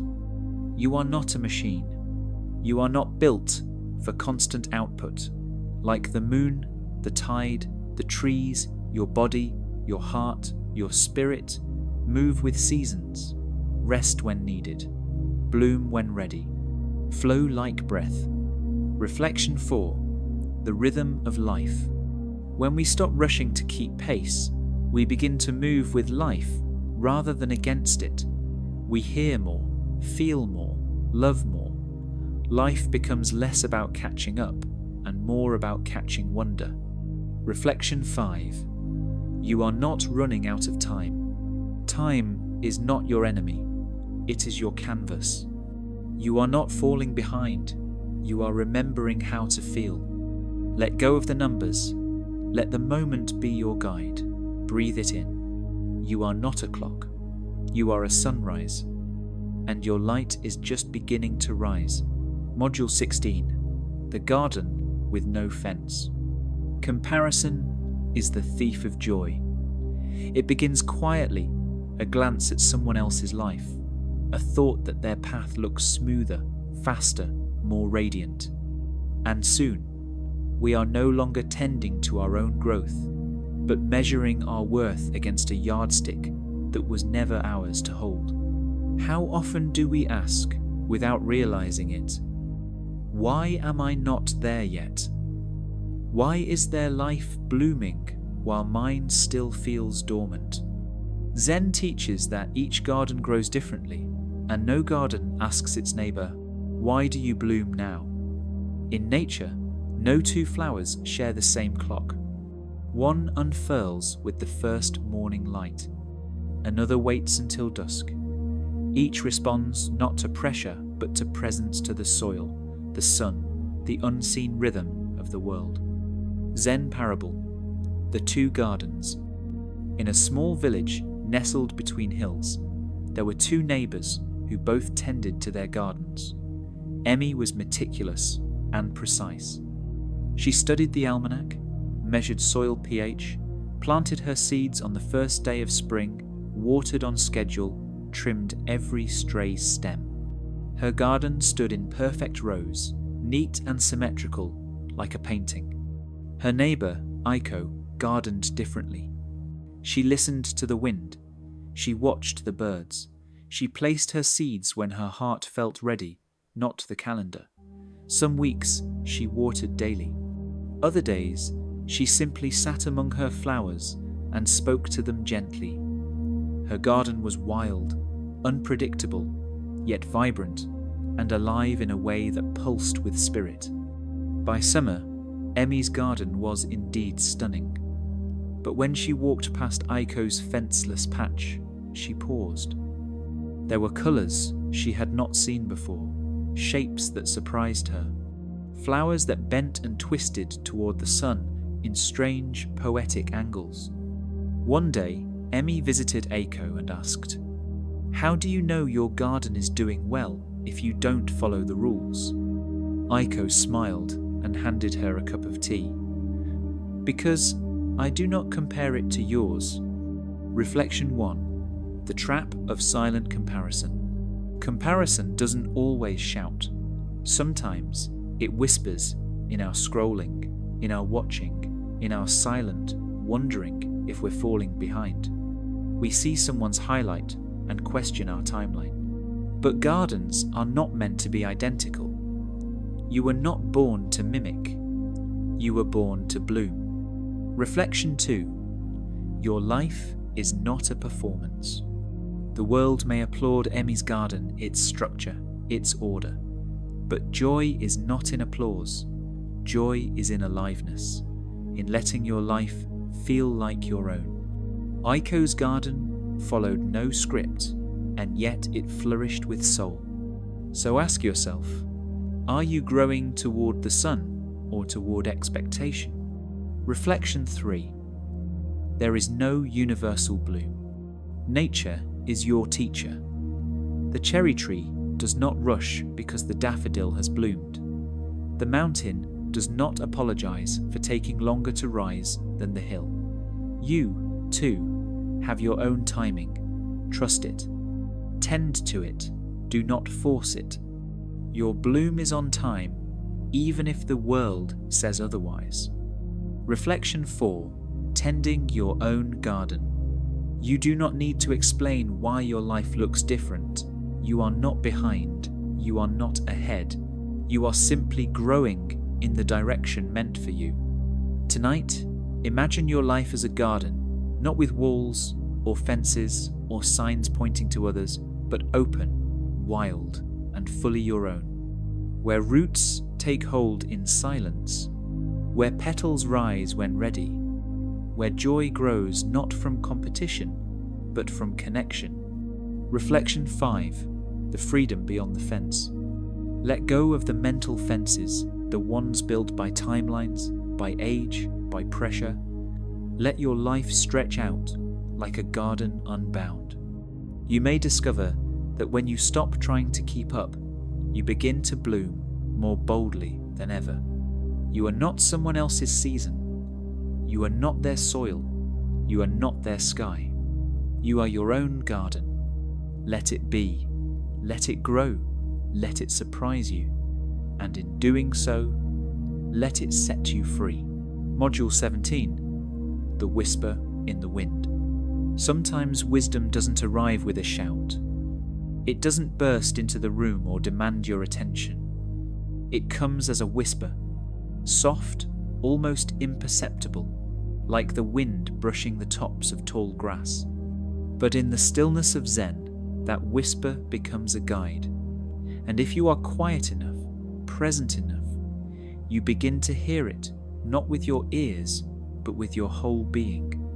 We live in a world of noise. Notifications, updates, headlines, expectations. The loudest voice is often the one we follow, mistaking volume for truth. But Zen asks us to turn down the noise and turn inward toward the gentle voice within, the one we often overlook. Zen parable, the feather on the path. A young traveller named Haru walked through a dense and ancient forest in search of a teacher rumoured to live on the mountain's peak, a master who held the secret to inner peace. Along the path, Haru met many people. Villagers who urged him to hurry, monks who shouted teachings from scrolls, travellers who proclaimed their wisdom with confidence. Each encounter was filled with loudness, each person claiming to know the way. Haru listened, he followed, but the more he chased, the more lost he felt. Exhausted, Haru sat beneath a twisted tree and wept. He felt as if the journey had been for nothing, a loop of voices and confusion. "Where is this teacher?" he whispered to the wind. Just then, a feather white weightless floated down from above and landed on his knee. Haru looked up and noticed the trees swaying, the light shifting, the forest breathing. He heard no voice, but he felt something. The wind moved gently, rustling leaves, shifting shadows, brushing against his skin. In that moment, Haru realized something profound. The silence wasn't empty, it was full. And in that fullness, he he heard the message. You have searched with your ears, but peace lives in what cannot be spoken. Haru stayed in that forest for 3 days, not to wait for a teacher, but to learn from the wind, the trees, the hush of the earth. When he returned to the village, his eyes were soft. His voice was calm. He had found the master not on the mountaintop, but within himself. Reflection 1. The loudness of the world. Many of us expect wisdom to arrive like a bolt of lightning. We crave clarity in grand gestures. But the deepest truths do not need volume. They need space. Reflection 2. Listening with more than ears. What if the answers you seek are already present, woven into the breeze, the hush between thoughts, the rhythm of your breath? Zen reminds us, wisdom doesn't scream, it waits. It moves like wind, soft but persistent, quiet but undeniable. Reflection 3. Your inner teacher. You may be looking outward for validation, for signs, for confirmation, but the most sacred teacher you will ever meet already lives within you. You do not need to reach the top of the mountain to find peace. Sometimes you simply need to sit still long enough to hear the feather land. Reflection 4. Let the wind speak. Tonight, become quiet. Not silent with tension, but quiet with openness. Let the wind speak to your soul. Let the stillness around you soften the noise within. Reflection 5. You are already listening. If you are here now, reading, breathing, considering, then the journey has already begun. You are not behind. You are already listening. Let that be enough. Let it guide you onward, one quiet whisper at a time. Module 18. The Bridge That Waited. We often believe that every part of our future must be built from scratch, as though the way forward is always some grand construction project requiring constant labour. But Zen gently challenges this belief. It tells us, sometimes the bridge you seek already exists. Sometimes the path is waiting beneath your feet, quiet and unnoticed, asking only for your trust. Zen parable. The invisible bridge. There was once a man named Koji who stood on the edge of a vast canyon. On the other side, he could see a vision of life. He longed for a life of peace, clarity, self-acceptance. A life where he felt whole. Koji spent years gathering tools. He studied blueprints for building bridges. He sought advice, made plans, collected materials, all to build a way across. He even tried to jump once, driven by desperation. But the canyon was too wide. He fell short and barely survived. Frustrated and weary, Koji finally collapsed at the edge of the chasm and whispered, "It's too late for me. I'll never get there." Just then, an old wanderer passed by. His robes were tattered, but his eyes glowed with serenity. The man saw Koji's despair and gently asked, "Why do you sit here?" Koji replied, "I've tried everything. I've worked for years, but I have no way across." The wanderer nodded, then silently pointed downward.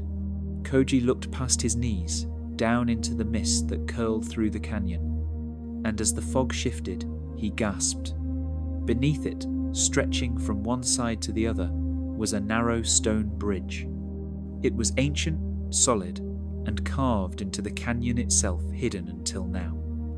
He had been standing at its edge all along. It had never disappeared. It had never required building. It had simply required seeing. Koji rose, trembling, and took his first step, and then another. The bridge held him steady, real. He crossed not by constructing, but by surrendering to what was already there. Reflection 1. The illusion of too late. How often do we convince ourselves that it's too late to begin again? That the path has disappeared? That the opportunity is gone. Zen reminds us, what if nothing is lost? What if the door hasn't closed, but we've simply been facing the wrong direction? Reflection 2, hidden in plain sight. Like Koji, you may be looking everywhere for the next step, reading books, collecting tools, asking others. But sometimes the path is not something to create, it's something to uncover. It exists within your stillness, your courage, your willingness to see what's already beneath the noise of your mind. Reflection 3, trusting what holds you.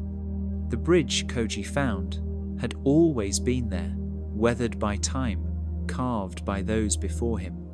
Sometimes the support we need already surrounds us in our relationships, in the wisdom we've already earned, in the quiet strength we've ignored. You are more held than you know. Reflection 4, fear and fog. Fear clouds our vision. It wraps our hopes in fog and convinces us that because we can't see clearly, there is nothing there. But clarity often comes after stillness.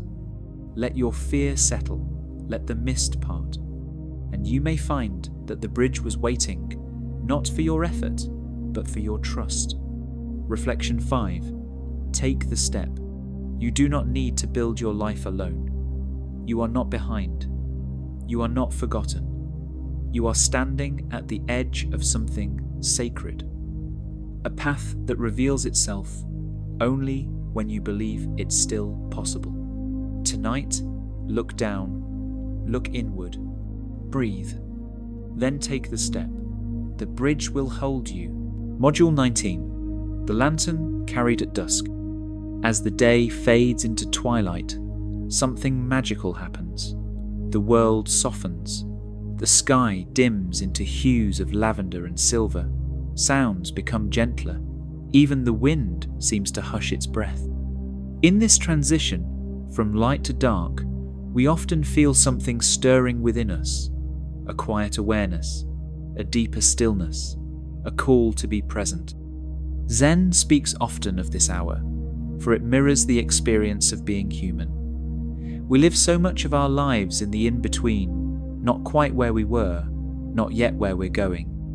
And in those moments, we don't need a blinding light or a grand map. We simply need a lantern, a small, steady glow to guide our next step. Zen parable, the one who walked at dusk. In a quiet village nestled between tall mountains and endless woods, lived a woman named Sora.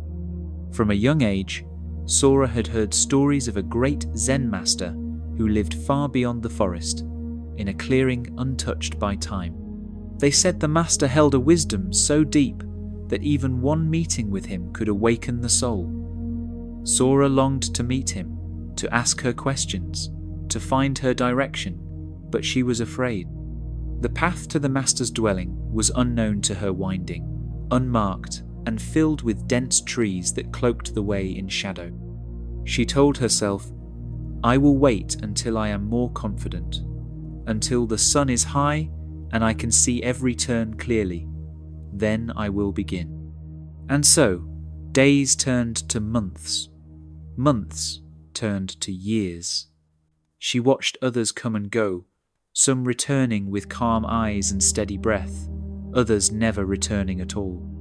But Sora remained, always telling herself she was just waiting for the right time, the perfect time, the time when everything would be clear. One evening, just as the village lamps were being lit and the sky had turned to ash and blue, an old monk passed through town. He was quiet, his robe simple and worn, and in his hand he carried a paper lantern. Its flame was small, flickering gently in the wind, but it gave enough light to show the ground a few feet ahead. Sora approached him. "Are you not afraid to walk through the forest in the dark?" she asked. The monk smiled kindly. "I do not need to see the entire forest," he said. "I only need to see where to place my next foot." Moved by his calm, Sora paused. Something within her softened. Maybe she didn't need the whole path. Maybe she only needed the courage to take one step. That night, she followed the monk. Their journey was quiet, peaceful. With each step, the light from the lantern revealed just enough a stone to step over, a route to avoid, a bend in the trail. And something miraculous happened. The way began to unfold, not all at once, but moment by moment. The forest, which once seemed so dark and full of uncertainty, responded to their presence. The leaves whispered above them. The earth accepted their steps. By morning, they arrived at the clearing, not exhausted, not lost, but gently awakened. Reflection 1. The fear of the unknown. We often delay beginning because we fear not seeing the whole picture. We want guarantees, directions, a spotlight on the future. But Zen teaches us that this desire for certainty can become its own form of paralysis. The truth is, clarity rarely comes before the journey.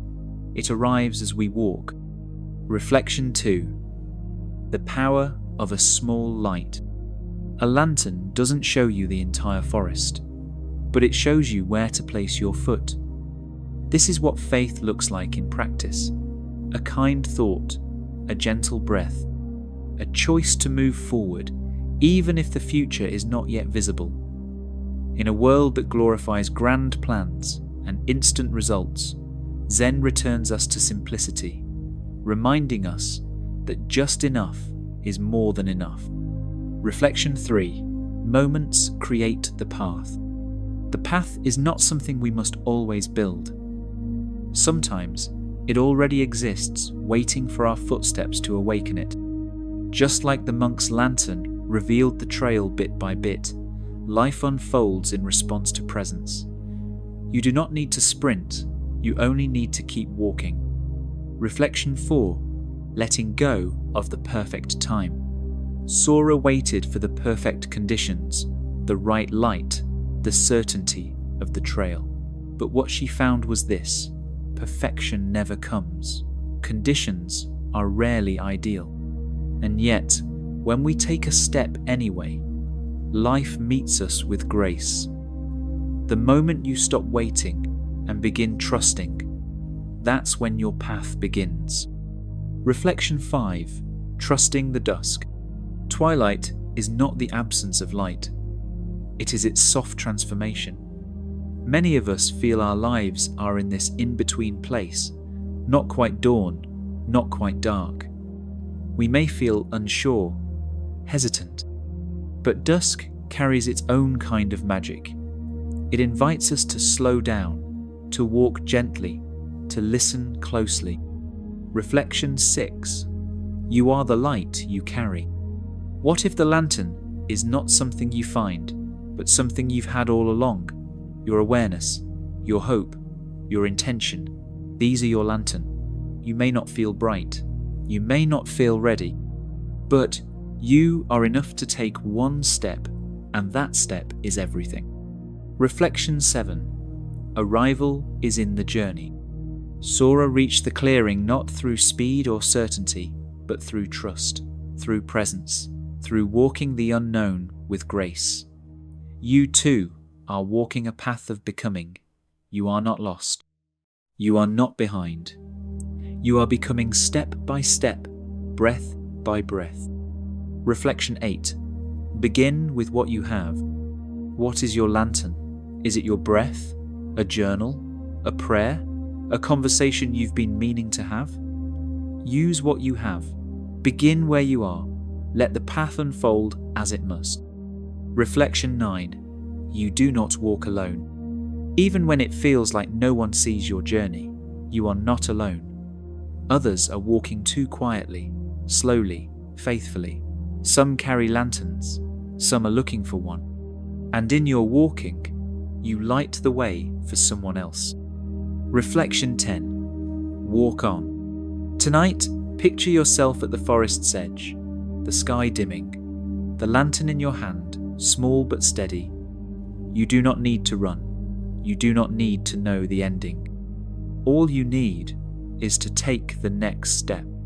And the next, the path is not waiting to be figured out. It is waiting to be trusted. You are not late. You are not lost. You are carrying your own lantern, and that light is enough. Module 20. The river that forgot to rush.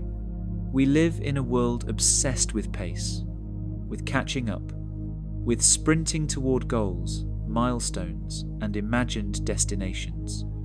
The noise around us constantly asks, "Where are you going? How fast can you get there?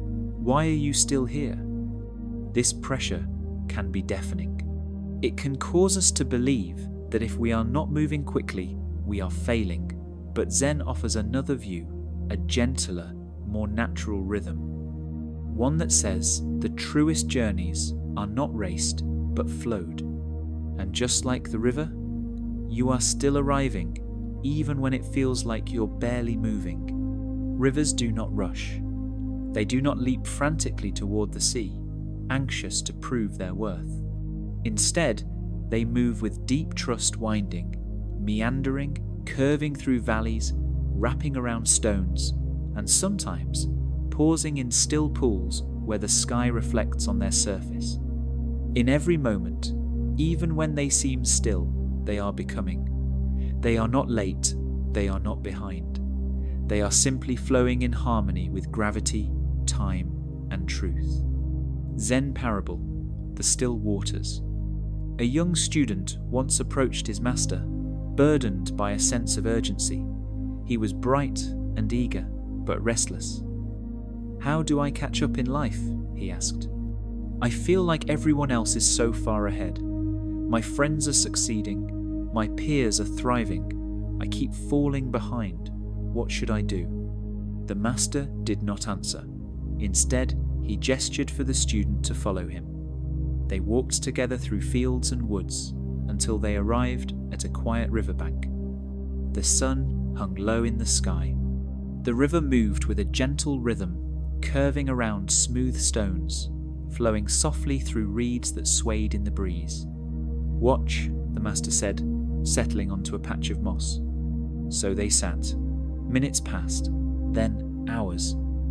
The only sounds were the hum of insects, the rustle of leaves, and the soft gurgle of water. The river did not do anything spectacular. It didn't leap or roar. It simply moved. Eventually, the student grew restless. "Is this the teaching?" he asked, unable to contain his frustration. The master nodded. "Yes," he said softly. "That river is not rushing yet, it flows. It does not compete yet, it moves forward. It does not fear delay, yet it carves valleys." He pointed to the horizon, where the river disappeared into the distance. "And still, it finds the sea." The student was silent. For the first time, he felt the wisdom not in words, but in the presence of something older and wiser than hurry. Reflection 1. The myth of falling behind. It is easy to believe that we are late, especially when others around us seem to be achieving, moving, succeeding. But time, like the river, is not a race course. There is no fixed schedule for your becoming. What if falling behind is just an illusion created by comparison? What if the timing of your life is not broken, but beautifully unique? Reflection 2. The power of gentle movement. The river does not sprint, and yet it shapes mountains. It flows with presence, with patience, with purpose. Your life, too, does not need to be rushed. Every breath, every step, every pause is part of your sacred movement. Even when you feel still, your soul is evolving. You are gathering insight, healing, becoming deeper. And that, too, is progress. Reflection 3. Releasing the need to hurry. Speed is not always a virtue. In fact, some of the most beautiful moments in life happen slowly. A flower blooming, a friendship deepening, a heart opening. What if the rushing is what causes your pain? What if letting go of urgency brings you closer to peace? The river does not fear being slow. It trusts that it is always in motion, even when it rests. Reflection 4. Your unique flow. Not all rivers are the same. Some are narrow and swift, others are wide and winding. Some split into smaller streams and reunite again. Each one has its own path. Your journey may not look like anyone else's, and it shouldn't. Your pace, your timing, your way of becoming all of it is valid. You are allowed to move differently. Reflection 5. The ocean is inevitable. No matter how slowly it moves, every river eventually finds the ocean. Its path is not always clear, its pace not always consistent, but its arrival is certain. The same is true for you. You are not behind. You are not broken. You are simply flowing. And the life you long for, the peace, the purpose, the wholeness, is not as far as you think. Tonight, close your eyes and imagine yourself as a river. Feel your curves, your stillness, your movement. Feel how, even now, especially now, you are moving. You are not racing. You are arriving. Let the urgency dissolve. Let the judgment soften. Let the flow guide you home. You are not late. You are a river on its way home. Module 21. The candle that took its time. In the modern world, speed is often mistaken for success. We're told to move fast, think fast, act fast, to light up our lives in blazing glory, as if the only light that matters is the one that bursts forth all at once. But Zen reminds us of a different kind of light, the light that comes slowly, gently, patiently, like a candle melting one breath at a time. A candle does not apologize for the pace of its burning. It doesn't rush to illuminate an entire room in one flash. Instead, it flickers gently, responding to the stillness or breeze around it. Each small flame, though quiet, carries its own warmth, and it is in that quiet, that steadiness, that we find true illumination. Zen parable, the candle in the hall. In an old Zen temple built from cedar and stone, there was a long hallway lined with wooden stands. Upon each stand sat a simple beeswax candle, and every evening these candles were lit one by one. It was a tradition not of necessity, but of ritual, a quiet invitation to bring light into darkness with care. One day, a young monk named Ray, eager to prove himself useful, volunteered to light the hallway. He moved quickly, striking the matches, lighting the wicks, moving from candle to candle like a wind across a field. His footsteps echoed. His breath was hurried. Just as he reached the fifth candle, the master appeared in the hall's shadow and raised a gentle hand. "Why so fast?" the master asked, his voice calm. "To finish the task quickly," Ray replied, "so I can move on to the next." The master stepped forward and took the next unlit candle into his own hands. He knelt beside it, lit the match slowly, and waited a moment before touching the flame to the wick. The fire caught, flickered, and grew. Then the master sat with it for a breath, watching. "This is not just light," he said. "This is presence. Each flame deserves your full breath." Ray felt embarrassed, but the master smiled and gestured to the next candle. "Try again," he said. This time, Ray slowed down. He struck the match more gently, lit the wick with focus, and paused to feel the warmth of the flame rise. As he moved down the hall, each lighting became a moment of awareness of breath, posture, and grace. The rush in his mind began to soften. The urgency fell away. By the time he reached the last candle, the hallway did not just glow with light, it glowed with mindfulness, with reverence. The hallway had become a sacred river of flickering golden flames. each one lit not just with fire, but with presence. Reflection 1. The myth of speed. We often believe that if something is slow, it is weak, that our efforts must be grand, fast, and impressive to matter. But Zen teaches us that speed does not define value. A seed does not rush to bloom. A flame does not rush to shine. Your growth, your healing, your creativity, they unfold in time, not in frenzy. Reflection 2. The sacred in the small. A single candle can brighten a room. A single kind word can change a day. A single breath, taken fully, can bring you home to yourself. You do not need a spotlight to matter. You do not need applause to be worthy. Your quiet flame is enough. Reflection 3. Presence over perfection. Like Ray, you may be trying to do more, be more, accomplish more, but what if the beauty lies not in how much you do, but in how deeply you do it?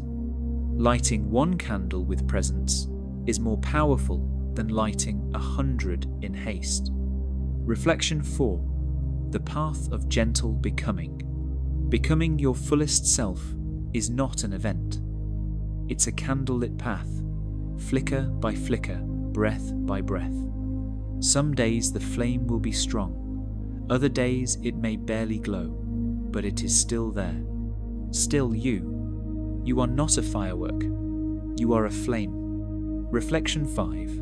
Your light matters. In a world of loud brightness, your gentle light still matters. It adds warmth. It offers stillness. It creates space. Do not race to become radiant. Glow steadily.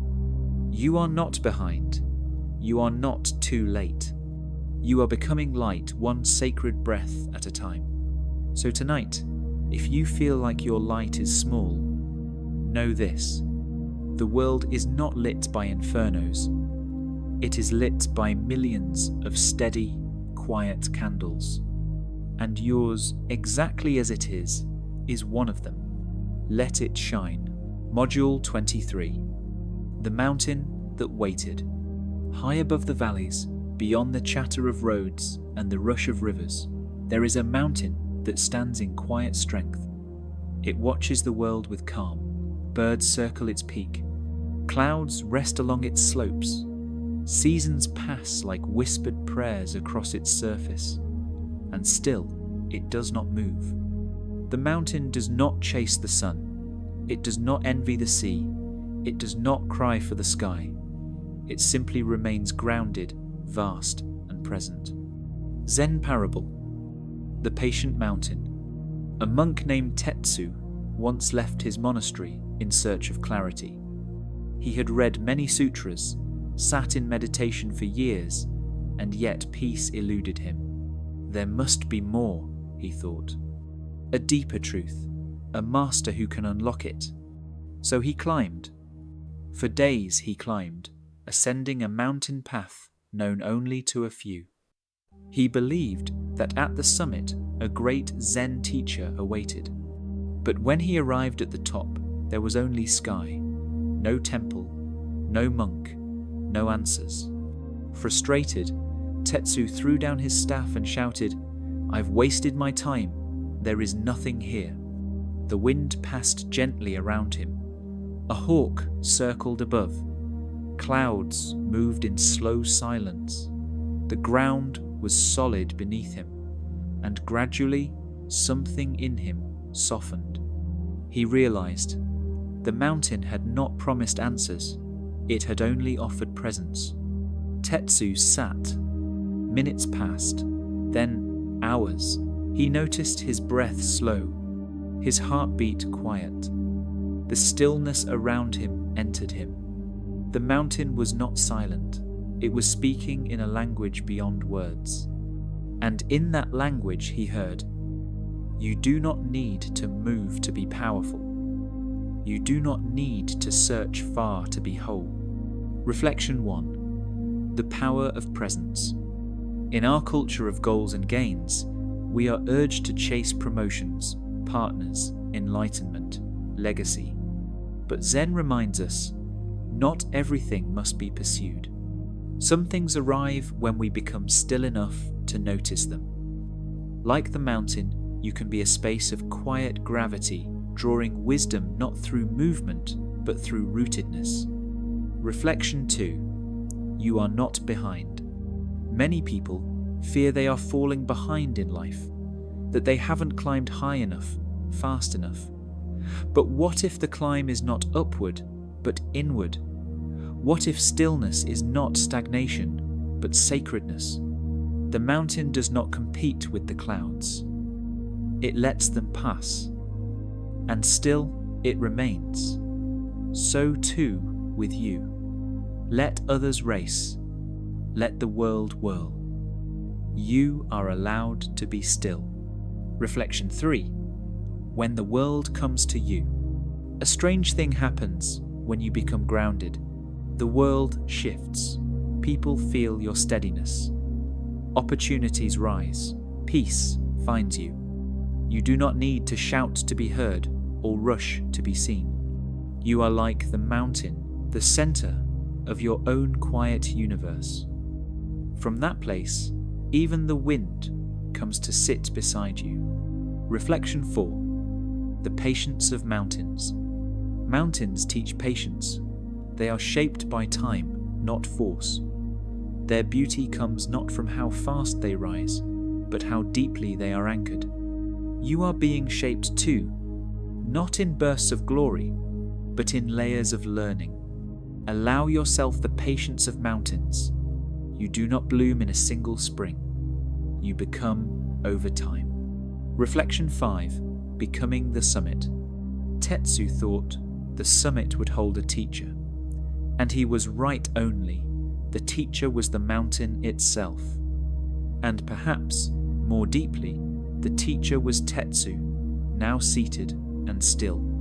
Let your life become that summit. Let your stillness teach you. Let your breath slow. Let your weight sink into the earth. You are not late. You are not lost. You are the mountain that waited. And now, you are ready to be seen. Module 22. The boat that waited for the wind. In the modern world, we are often taught that success belongs to those who push the hardest, to those who hustle without pause. We're encouraged to row faster, to grind longer, to take control and never stop moving.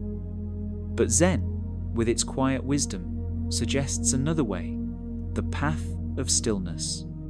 The art of knowing when to wait, not out of fear or laziness, but out of deep trust in timing. Not every journey requires effort. Some simply require alignment with nature. Zen parable. The silent boatman. By the edge of a vast, still lake, there lived an old boatman named Daisuke.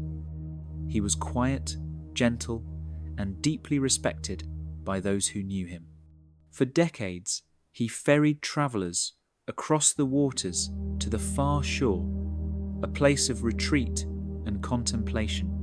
His boat was simple, made of cedar and softened by time. But what set Daisuke apart was not the boat itself or the path he took, but how he chose to move. Each time a traveler stepped into his boat, they expected immediate movement. Yet Daisuke would simply sit, eyes on the horizon, hands resting on his lap. The boat would remain still, floating on the mirror of the lake. Minutes passed, sometimes more. Impatient travelers would grow uneasy. "Why aren't we rowing?" one would ask, tapping their foot. Daisuke would smile gently and reply, "The wind will come. I only need to listen." Some, unable to tolerate the waiting, would leave and rent other boats. They rowed with all their strength, sweating, grunting, muscles straining as they fought the water. They moved forward, yes, but with struggle. But those who stayed, they witnessed something else. After a time, just as Daisuke predicted a breeze would sweep across the surface, he would raise the small sail and with almost no effort, the boat would begin to glide smoothly, naturally, as if the lake itself welcomed them forward.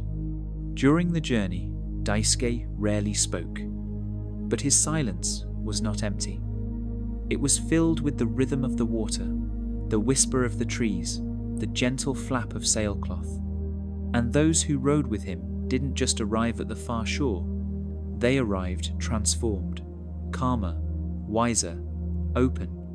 One traveller, upon reaching the other side, finally asked, "How did you know the wind would come?" Daisuke looked up and said, "The wind always comes. The question is, are you quiet enough to hear it arrive?" Reflection 1. The myth of constant effort. We are conditioned to believe that if something isn't working, we must be doing something wrong. That the answer is to do more, push harder, wake earlier, sacrifice sleep, silence our needs. But Zen invites us to challenge this myth. There is a difference between action and alignment. When we move without the support of timing, we are like rowers battling the current. But when we align, when we wait for the right conditions, effort becomes ease. Reflection 2. Listening instead of forcing. It takes courage to wait, to listen, to resist the urge to prove your worth through exhaustion. The world may call your stillness laziness, but Zen sees it as wisdom. Daisuke wasn't idle, he was tuned in. He knew that silence is not the absence of action, it is the presence of awareness. And from that awareness comes right timing. Reflection 3. The nature of wind. Wind in Zen is more than breeze. It is a metaphor for grace, for opportunity, for readiness.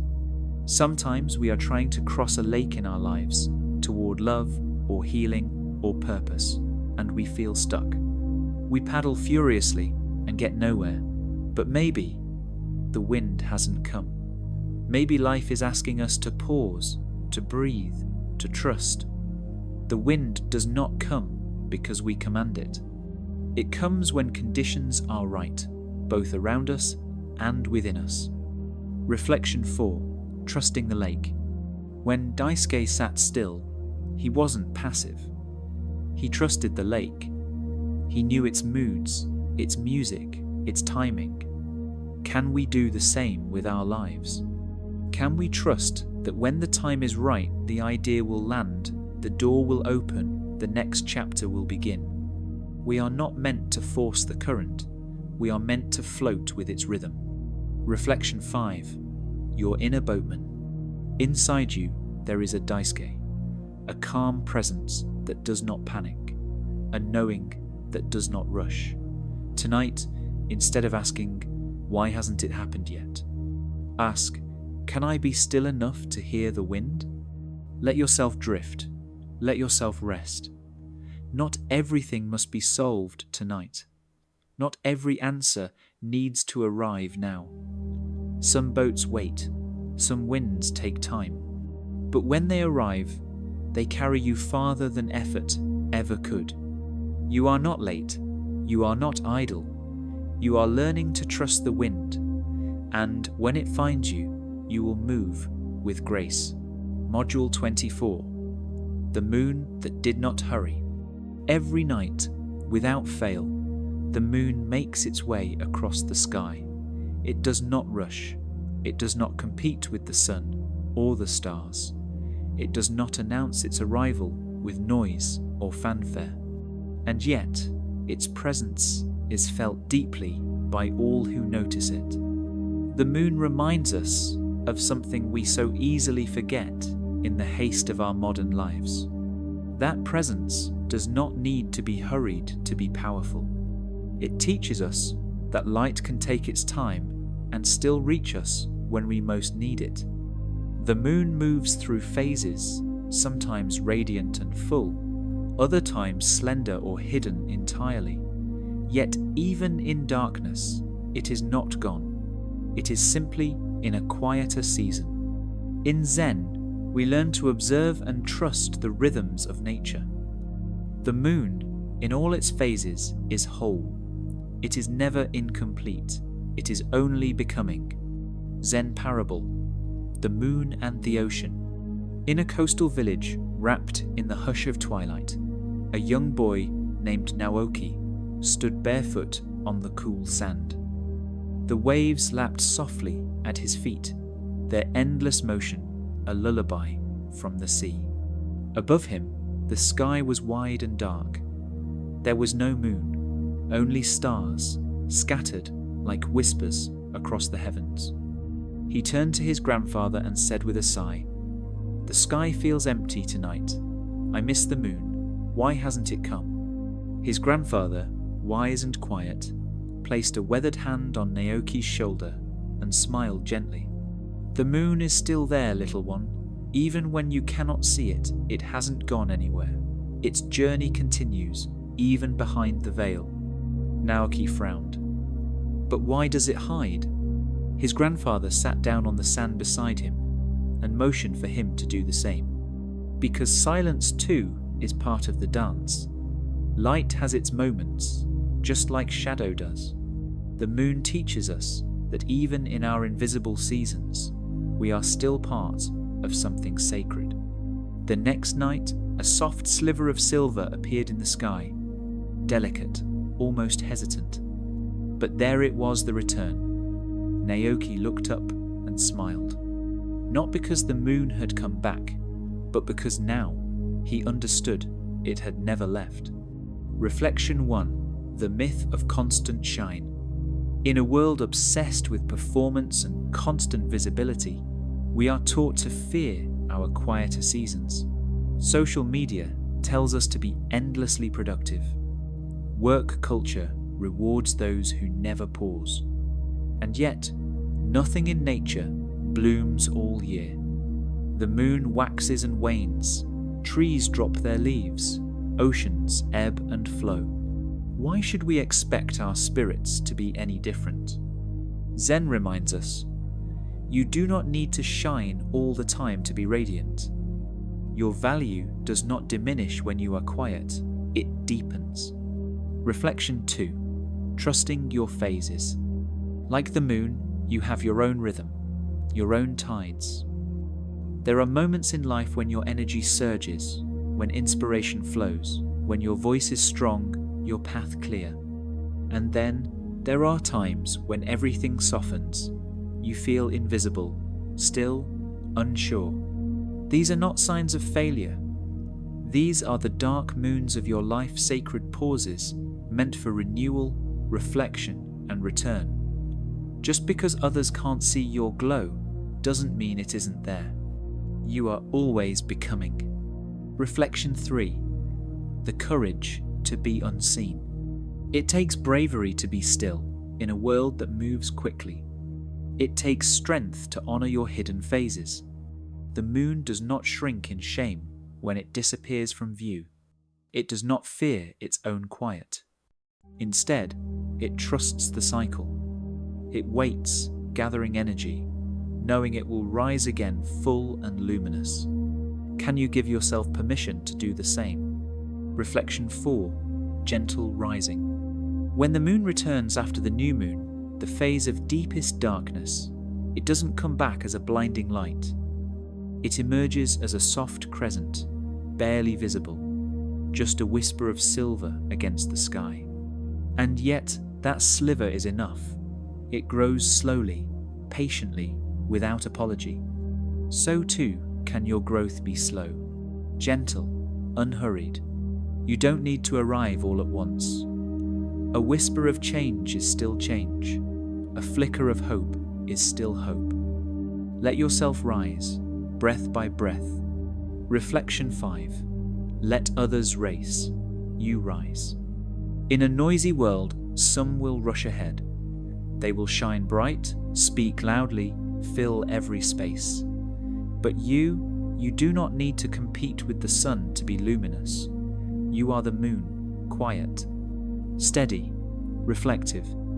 Let others race. Let them chase goals like daylight. You rise. Rise in your own time.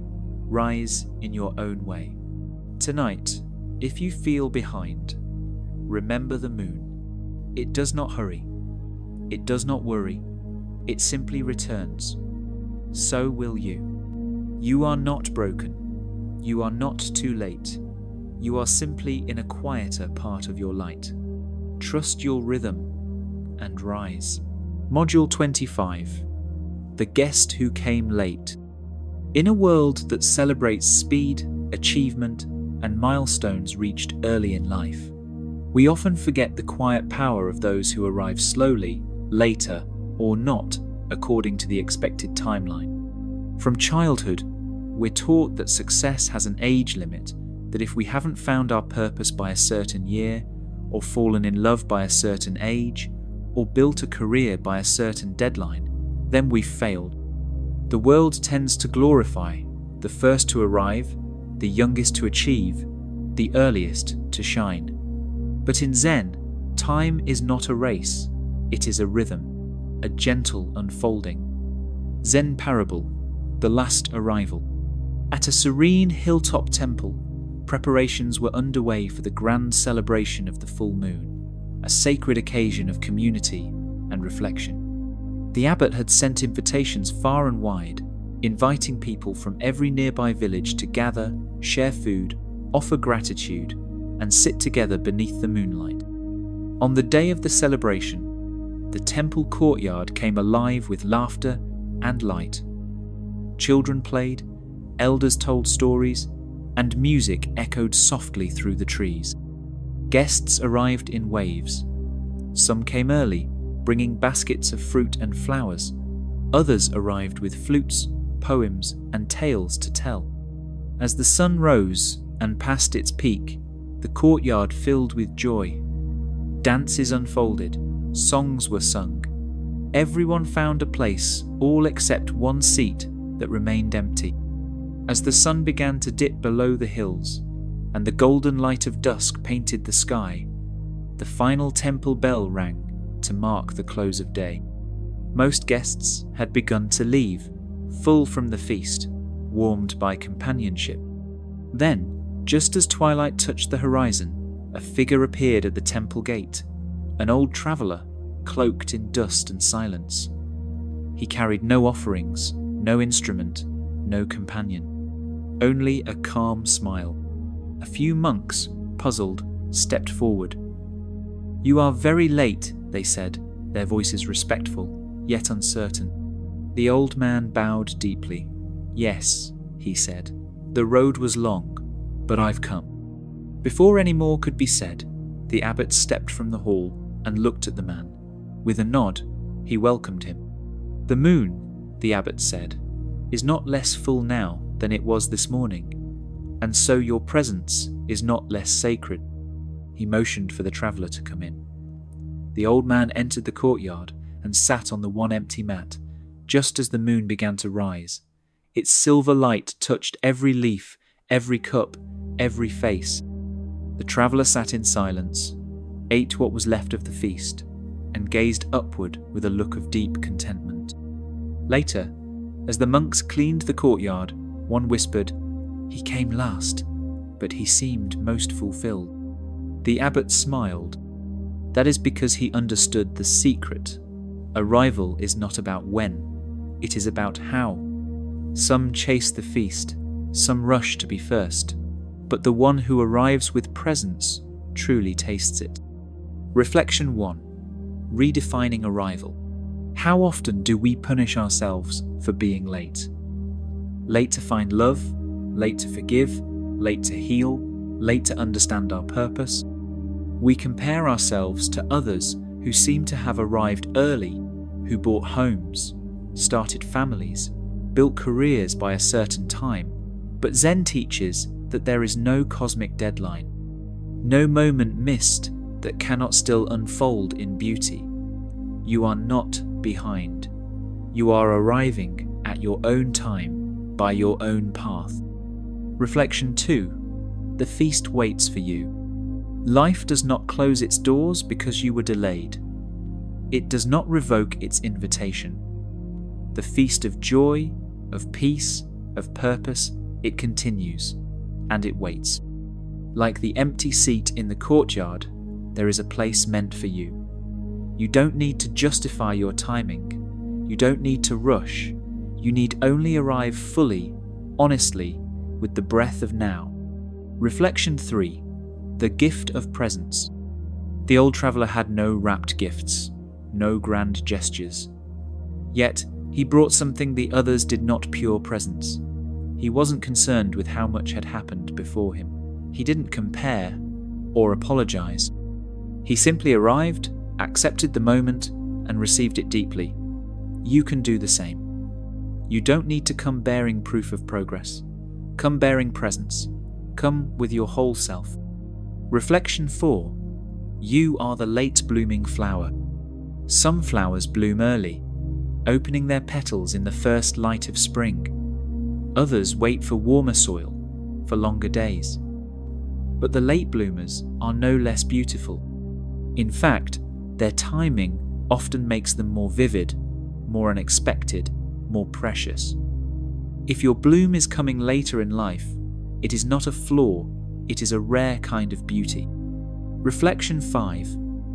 Let the moon teach you. The moon is not early. The moon is not late.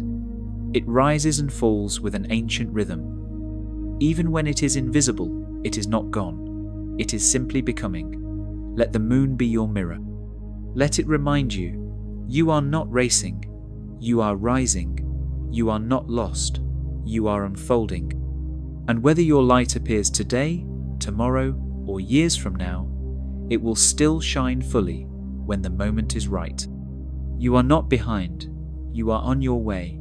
You are the guest who arrives with grace, and the feast of life is still waiting for you. Module 26. The sand that fell slowly. In our modern world, we are surrounded by ticking clocks, calendars filled with appointments, and reminders that shout urgency. We're told to move fast, decide quickly, and accomplish early. We compare ourselves to timelines of others, of society, even of imagined ideals we carry silently. If we're not successful by a certain age, not in love by a certain season, not healed by a certain day, we feel as though we've failed. But Zen offers a deeper, quieter truth. It points us to the hourglass, a timeless symbol, not of running out, but of surrender. The sand is not racing, it is falling, one grain at a time, softly, inevitably, fully. Zen parable, the hourglass on the shelf.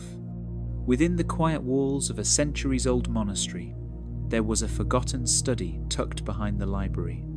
In it sat many relics of contemplation scrolls, incense burners, and a large wooden shelf lined with old instruments of time. Among them was a tall, graceful hourglass. Its frame was carved from cedar, its sand pale like the morning sky. One day, a young novice named Ren entered the study, his heart full of turmoil. He had spent the last week comparing himself to other students. Some chanted with perfect rhythm. Others seemed to master meditation quickly. A few were already being trusted with small teachings. Ren, meanwhile, felt slow, uncertain, always trying to catch up. He found the headmaster there, reading beside the hourglass. "I'm falling behind," Ren confessed. "I don't know if I'm meant to be here. Others are ahead of me in every way." The master didn't respond right away. Instead, he stood, gently lifted the hourglass and placed it on the table between them. With care, he flipped it. The sand began to fall. "Watch," the master said. Ren watched. The grains fell in a steady rhythm, delicate and constant. For a while, he said nothing. Then he shifted restlessly. "It's so slow," he muttered. The master smiled, his eyes crinkling with quiet kindness. "And yet, it never stops. It falls not to impress, not to compete, but because that is its way." Ren kept watching. Slowly, something shifted inside him. The hourglass was not in a rush. It didn't measure success by speed. it simply emptied itself completely, without panic, without apology. When the last grain dropped, the master said, "And now it is done. Not early, not late, just right." Reflection 1. Redefining progress. In our pursuit of progress, we often forget that real transformation is not loud. It does not announce itself with fireworks or milestones. It happens in silence, in consistency, in the invisible spaces between events. Like the sand in the hourglass, we are shaped not by bursts of speed, but by the steady fall of moments. Growth that endures does not rush, it ripens, slowly, fully. Reflection 2. The beauty of steady becoming. A single grain of sand seems insignificant, but together they fill the bottom of the hourglass, just as each breath, each small act of courage, each moment of patience fills your life. You may not notice your becoming, because it is not sudden, but it is happening right now. You are not static, you are quietly shifting. Reflection 3. Letting go of timelines. Who told you that you are late? Who convinced you that your pace is wrong? The world might push a single story of success, fast, young, visible. But Zen whispers of another story, one where fulfillment is not rushed, and where even those who arrive late are deeply on time. Let go of the pressure to meet a schedule that was never yours to begin with. Reflection 4. Trusting the slow descent. The hourglass does not fight gravity. It allows what must fall to fall. What if you trusted life this way? Trusted that even your slowness is part of the design, that even rest is movement. There is grace in giving yourself permission to go gently. You do not need to hurry to matter. Reflection 5. You are the hourglass. You are not a stopwatch. You are not on a deadline. You are an hourglass, sacred, steady, eternal. Your grains are falling. Your days are unfolding. Your path is not broken just because it curves. It is beautiful because it continues. And you, just like the hourglass, are doing exactly what you were made to do, become whole, one moment at a time. Let yourself slow down.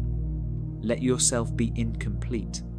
You are not behind, you are becoming, grain by grain, light by light, always on time. Module 27. The Bellflower that bloomed alone. In the heart of spring, when the hills bloom in 1,000 colours, and the air rings with the music of birdsong and buzzing bees, it's easy to miss the quiet things, the slow things, the ones that bloom in silence. The world tends to celebrate what bursts forth early. The first flower, the earliest harvest, the child who speaks soonest, the student who learns fastest. But in the quiet wisdom of Zen, there is no hurry to blossom, and no shame in blooming alone. Not all beauty arrives on schedule. Not all hearts open in spring. Zen parable. The late Bellflower. Behind an old temple nestled in the hills, there was a field of wildflowers that unfurled each spring. Red poppies, golden marigolds, violet asters, and blue cornflowers emerged in dazzling bursts, creating a sea of colour that danced with the wind. Visitors came often to admire the view. Monks would sit near the edge, meditating beneath the cherry trees, their robes fluttering like petals in the breeze. In this riot of colour and joy, one tiny plant sat unnoticed, a bellflower seedling, green and delicate, not yet awakened. As weeks passed, the hillside came alive with life. Bees swarmed in joyful spirals. Children played and plucked petals for garlands. Painters set up easels to capture the view. And yet, the bellflower remained closed, unmoved by the sun, untouched by the chorus of the season. The gardener, noticing its stillness, frowned. "Perhaps this one is no good," he muttered, kneeling with his tools. "Perhaps it will never bloom."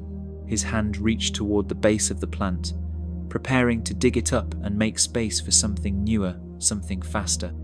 But just then, an old monk named Masaru passed by.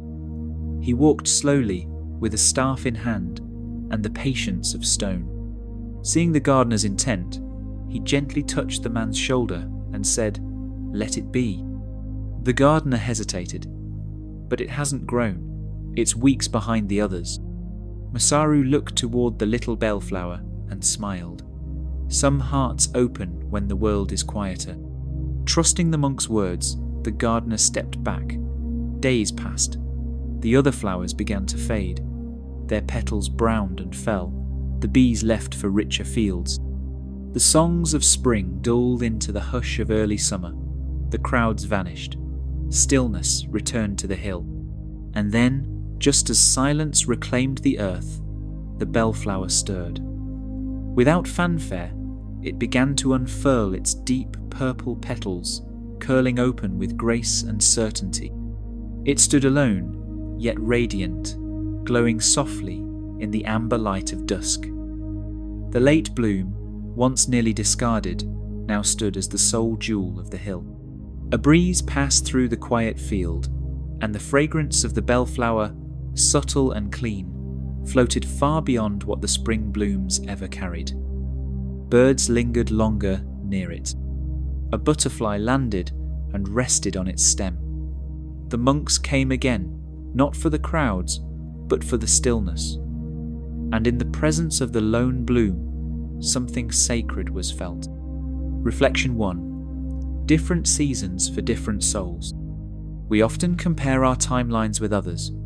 We look around and see people blooming, reaching milestones, achieving goals, gaining recognition, and we feel behind. But Zen gently reminds us, you are not a copy of the world. You are your own field. You are your own rhythm. Just as the bellflower did not bloom with the rest, your life may be waiting for its perfect season, not spring, but summer, not dawn, but dusk. Reflection 2. The danger of premature judgment. The gardener almost pulled the bellflower before it had a chance. How many times do we do this to ourselves? We assume something's wrong because nothing is visible yet. We dig up our dreams, abandon our efforts, or criticize our worth too early. But growth is often invisible. Roots deepen before petals rise. Not seeing it yet doesn't mean it isn't happening. Reflection 3. Silence is a seedbed. Some beauty doesn't rise until the world grows quiet. Not every miracle can bloom under noise. There is a certain kind of strength, of purpose, that only matures in the hush. If you feel unseen or unheard, it may be because your time belongs to the quieter season. The one that comes after applause has faded and attention has moved on. That's not a punishment. It's a sacred space. Reflection 4. Blooming is not a race. Flowers do not compete. The bellflower was not trying to match the daffodils. It wasn't measuring its worth by the tulips. It simply opened when it was ready, and because it did, it filled a space that none of the others could. Your gift may not be for spring, but when your time comes, it will be exactly what the world needs in that moment, and that matters. Reflection 5. Being enough, even when alone. The bellflower bloomed alone, not surrounded by admiration or celebration, yet it was enough. In solitude, it shone. Sometimes we fear blooming quietly, thinking it doesn't count if no one sees it. But Zen teaches us the act of opening, of becoming, of unfolding truthfully, that is its own reward. That is fulfillment. Reflection 6. You are the bellflower. Perhaps your growth feels delayed. Perhaps others seem far ahead. Perhaps you question if you'll ever bloom. But you are not broken. You are not forgotten. You are simply a bellflower built for a later sun, meant to open when the world is softer. Let your roots grow deep. Let your silence hold you. Let your petals rest in waiting. And when it is time, you will bloom. Not early, not late, right on time. And in your blooming, you will remind the world beauty is not rushed, it is revealed. You are not behind, you are becoming. And your season is near. Module 28. The cup that was refilled. In the rhythm of our lives, we are often taught to pour ourselves into tasks, relationships, ambitions, and expectations. We give time, we give effort, we give care. And somewhere in that ongoing motion, we begin to feel hollow, emptied, tired. Yet we push on, believing that to rest, to stop, or to feel drained is a sign of weakness. But Zen, in its quiet clarity, offers a different perspective. Emptiness is not failure, it is readiness. It is the signal not of ending, but of renewal. A cup that has been poured out is not broken. It is waiting to be refilled. Zen parable, the potter's teacup. In a village nestled beneath the mountains, there lived a master potter. Renowned for his craftsmanship, his most admired creation was a delicate porcelain teacup. Perfectly balanced, with a soft curve and gentle glaze, it was placed in a shrine within the local temple. Visitors came to marvel at its beauty. The monks dusted it daily, yet none dared to touch it. It was revered, preserved and unused. One day, a traveller arrived at the temple gates. His clothes were dusty from a long journey, his steps slow with fatigue. Bowing respectfully, he asked the monks for water. They led him inside, but found no ordinary cup in reach. The only vessel nearby was the master's famous teacup. The monks hesitated. "We cannot risk damaging it," they whispered. "It is too valuable." Hearing this, the temple master approached. He looked at the thirsty traveller, then at the untouched cup, and spoke gently. "A cup that is never used may as well be broken." With care, the cup was filled. The traveller drank slowly, holding the cup as if it were a sacred object. When he had finished, he bowed deeply to the vessel and said, "You have given me rest." Later, the monks gathered around the master and asked, "Will the cup not wear down over time? Will the glaze not fade, the edge not chip?" The master smiled, eyes soft with knowing. "Yes," he said, "but better to be poured from and shared than to gather dust in silence. Beauty is not in perfection alone, it is in purpose fulfilled." Reflection 1. The illusion of always being full. We live in a culture that glorifies constant fullness, full schedules, full energy, full productivity. But this fullness is often unsustainable. We pour and pour, forgetting that even the finest vessels must be replenished. Zen reminds us, you were not made to overflow endlessly. Your value is not measured by how much you hold in at all times, but by how willingly and gracefully you allow yourself to be filled and emptied. Reflection 2. Emptiness as readiness. An empty cup is not a sign of loss. It is a sign of potential. Only when there is space can something new enter. When your energy wanes, when your drive lessens, when your heart feels dry, you are not broken. You are open. You are preparing to receive. The silence you fear may be the silence that heals. Reflection 3. Allowing life to refill you. To be refilled, you must slow down. Stop gripping the edge of control. Trust that life, like water, seeks out what is empty. It pours itself into waiting vessels, but only those that make space. Rest is not idleness. It is how you open your palms to the sky and let nourishment return. Whether through solitude, breath, laughter, or simple presence refilling happens when you allow it. Reflection 4. Worth beyond utility. Even when the teacup sat unused, it was admired. But only when it served was it truly fulfilled. Likewise, you are not only valuable when you perform, but you may feel most alive when you live your purpose, when you offer kindness, presence, wisdom. Still, like the teacup, you must be held with care. You deserve gentleness as much as any guest you welcome. Reflection 5. The sacred cycle of giving and receiving. To give is noble, but to receive is sacred. A teacup cannot serve without also being served. So too with you. Let others support you. Let stillness renew you. Let quiet moments become sacred sips that restore your being. You are not less because you need refilling. You are more because you recognize it. You are not behind. You are not broken. You are not done. You are a sacred vessel. You are being restored. You are becoming ready again. Let your cup be filled. Module 29. The feather that fell last. In the grand tapestry of existence, every soul takes its own path through the sky.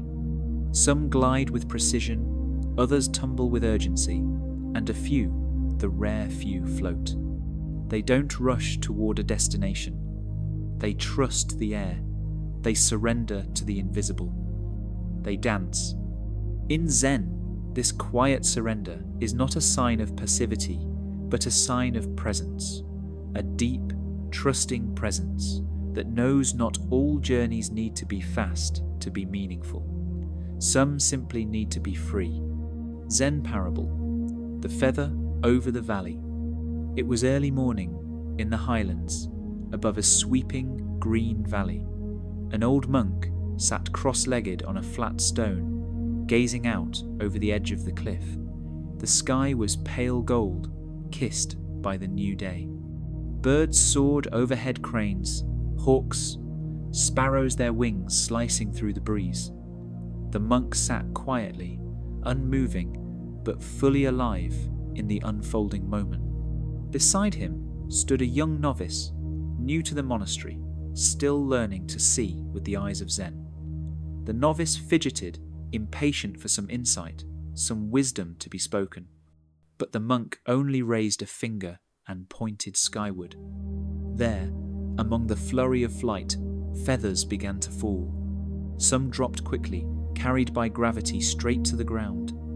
Others twisted slightly, gliding in circles before resting in the wild grass below. But one feather, white, thin, delicate, behaved differently.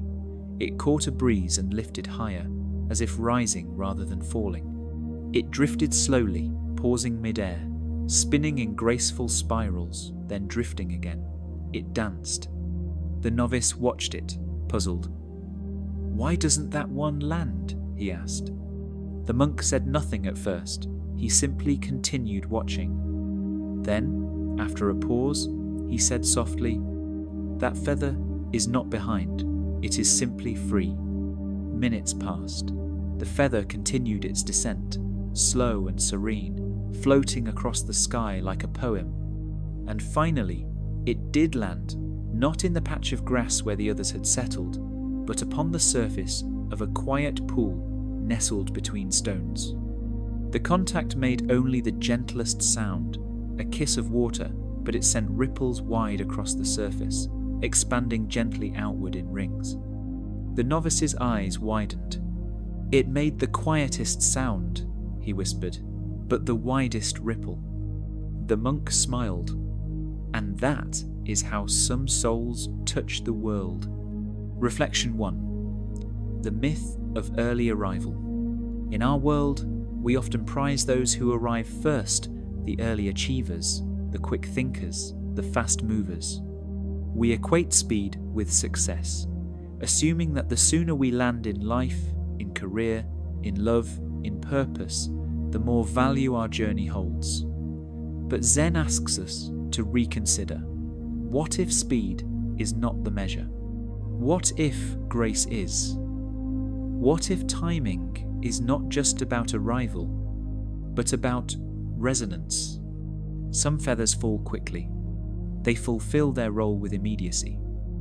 That is one kind of beauty. But other feathers, they float, they linger. They ride winds that are invisible to the eye. And in doing so, they see more sky. They listen to more silence. They surrender to a deeper current. Reflection 2. Embracing the floating. If you are still aloft, still in motion, still seeking, you are not lost, you are discovering. There is no shame in the longer path. In fact, there is a hidden wisdom in those who take their time. Just like the feather, you may be carried by something greater, a subtle grace, an inner calling, a truth still unfolding. Floating is not being adrift, it is being carried, not by force, but by flow, by breath, by intuition. You do not need to land just because others have. You do not need to arrive just because others have clapped for themselves. Reflection 3. The power of gentle ripples. When you do finally touch the earth, when you arrive in your calling, your healing, your becoming, you may not make a loud noise, but your ripple will carry far. Your impact, though quiet, will be deep. The world does not always need noise. Sometimes it needs gentleness. Sometimes it needs someone who has seen more sky. Like the feather landing in still water, you may move those around you, not with force, but with presence. Your ripple may outlast those who shouted louder but settled faster. You are not here to impress.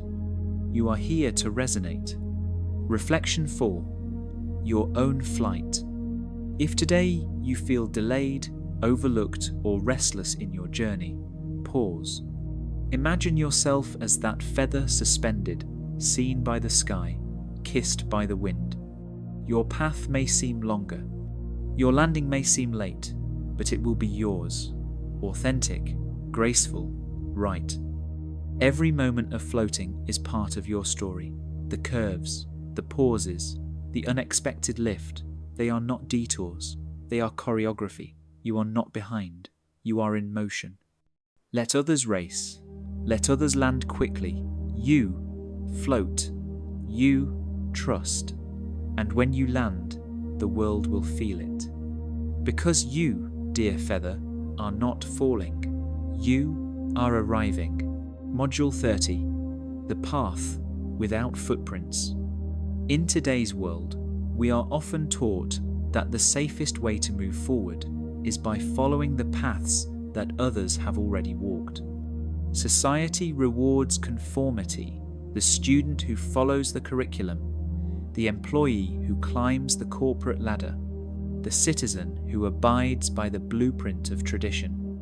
We are handed maps at birth, shaped by family expectations, school systems, career models, and cultural milestones, and told to follow them. Deviating from these paths can feel frightening, even dangerous. But Zen offers a gentle, liberating wisdom. Peace does not always live in the well-worn road. Sometimes it lives in the quiet space where there are no footprints, no maps, no signs, only trust in the step that is uniquely yours. Zen Parable. The monk who wandered. In a quiet monastery, surrounded by hills and rice paddies, a young monk named Ray was given an important task: to deliver a sacred scroll to a distant temple far beyond the valley. Nervous but eager, Ray approached his master for guidance. "Which road should I take?" Ray asked, expecting the master to point him to a clear trail. But the master simply looked at him and said, "There is no road, only your steps." Puzzled, Ray began his journey without a map, without directions, only with the scroll in hand and the sky above. He wandered through thick fields and climbed rocky hillsides. He crossed small streams barefoot and circled around fallen trees. He often doubled back when he met a dead end. At times, he was unsure whether he was moving closer to the temple or farther away. Along the way, Ray encountered other travelers. Some mocked his directionless wandering. "Why don't you take the main road?" they asked. "It's faster, flatter, and clear." But Ray kept going. Something deep inside told him that this path, though unmarked, was the one meant for him. There were moments of doubt. Nights when he slept beneath trees and questioned everything. Days when he watched the birds fly freely and wondered if he too should give up direction altogether. And yet he pressed on, not from obligation, but from growing curiosity. What would his next step reveal? As days passed, Ray began to notice things he never would have seen on the main road. Tiny blue flowers blooming in the cracks of forgotten rocks, a doe and her fawn drinking quietly by a hidden spring. The way the wind bent the tall grasses, as if whispering instructions. The sound of his own footsteps echoing softly through forest trails. The music of stillness, of being exactly where he was. Eventually, after many sunrises and quiet rests, Ray arrived at the distant temple. Tired, sun-browned, and softened by the road, he handed the scroll to the head monk. The scroll was never opened. The monk simply looked into Ray's eyes and said, "You carry no message because you became one." Reflection 1. The illusion of the main road. In life, the main road is tempting. It seems safer, clearer, more predictable, but it is also crowded, noisy, and often shaped by someone else's destination. When we follow what others have carved, we may reach where they have gone, but we may also miss where we are meant to go. Zen teaches that your road cannot be paved by others. It must be discovered by walking. Reflection 2. Permission to wander. You may be in a phase of life where nothing feels certain. You don't have a 5-year plan. You're unsure what comes next. This is not failure. This is sacred wandering. Like Ray, you may not be lost. You may be learning to see. When we step away from certainty, we begin to notice truth in small details. Wandering deepens attention, and attention invites meaning. Reflection 3.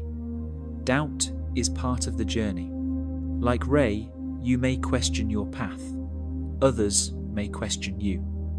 Doubt is not a sign to turn back. It is a sign that you are exploring unknown territory. That means growth is happening. The discomfort is not proof that you are wrong. It is proof that you are brave. Reflection 4. Becoming the message. We often think we must deliver something: success, results, achievements. But Zen says, your becoming is the message. Your presence, shaped by your unique steps, will speak more clearly than anything you say. Ray did not need to explain his journey. He was the journey, and his arrival, shaped by every detour, rest, and question, was the message itself. Reflection 5. Footprints for others. When you walk where there is no path, you create one. Not for validation, but for others who may be afraid to take that first step. Your courage lights the way, not by leading, but by living. You don't need followers. You don't need applause. You only need to walk in truth. Others will feel the light of your presence, even if they never see your face. Final words. You may not be following anyone's steps. You may not have signs, a clear direction, or external approval. That does not make you lost. That makes you original. The footprints you leave are not reminders of being late. They are beginning's whispers to the world that a new way is possible. Do not wait to be shown the way. Walk. Do not worry about where it leads. Live. Do not fear that you're too far off course. You are the course. You are not behind. You are the path, and your presence is enough. Conclusion: returning to time. And now, dear listener, we arrive at the quiet close of this journey. You have walked gently with us through valleys of metaphor and mountains of silence. You have heard the bells that waited, touched the sand that fell slowly, and followed the moon that did not hurry. You wandered through gardens without fences, and waited beside boats for winds that only came when the soul grew still. And perhaps, just perhaps, something inside you has softened. A tension has loosened. A breath has deepened. Perhaps there is a part of you that, for the first time in a very long while, feels no urge to run, no need to compete, no voice demanding you be anywhere else but here. If so, then you have heard Zen not through noise, but through its space. Zen does not offer quick fixes or loud conclusions. It does not shout over the world's clamour. Instead, it invites. It waits. It whispers. Zen offers you not answers, but room. Not formulas, but stillness. Not urgency, but presence. It gives you the sacred gift of returning, not to a past moment, not to a future version of yourself, but to now, right now, the moment between this breath and the next. In a culture obsessed with achievement, with ticking clocks and measuring sticks, we are constantly made to feel like we are behind in career, in love, in healing, in growth. But here's the truth. Zen holds like a lantern in the dark. You are not behind. You never were. Your becoming cannot be measured by someone else's calendar. Your worth cannot be calculated by your productivity. The cherry blossom does not rush to bloom. The mountain does not chase the sky. The ocean does not worry about its tide. And you too are part of this rhythm, ancient, patient, divine. Let this be your permission, to breathe, to release, to stop racing. There is no deadline on your evolution. There is no expiration date on peace. The tree that blooms in autumn is not less beautiful than the one that flowers in spring. It simply follows a different truth. You have not missed your moment. You have not taken a wrong turn. The path you walk is not a detour. It is the path. Every pause, every fall, every quiet return has shaped the road beneath your feet. You are not off course. You are not late. You are becoming exactly as you must. So now, rest. Let go of the timeline, the one written by fear, by comparison, by pressure. Let go of the script, the one that tells you who you should have been by now.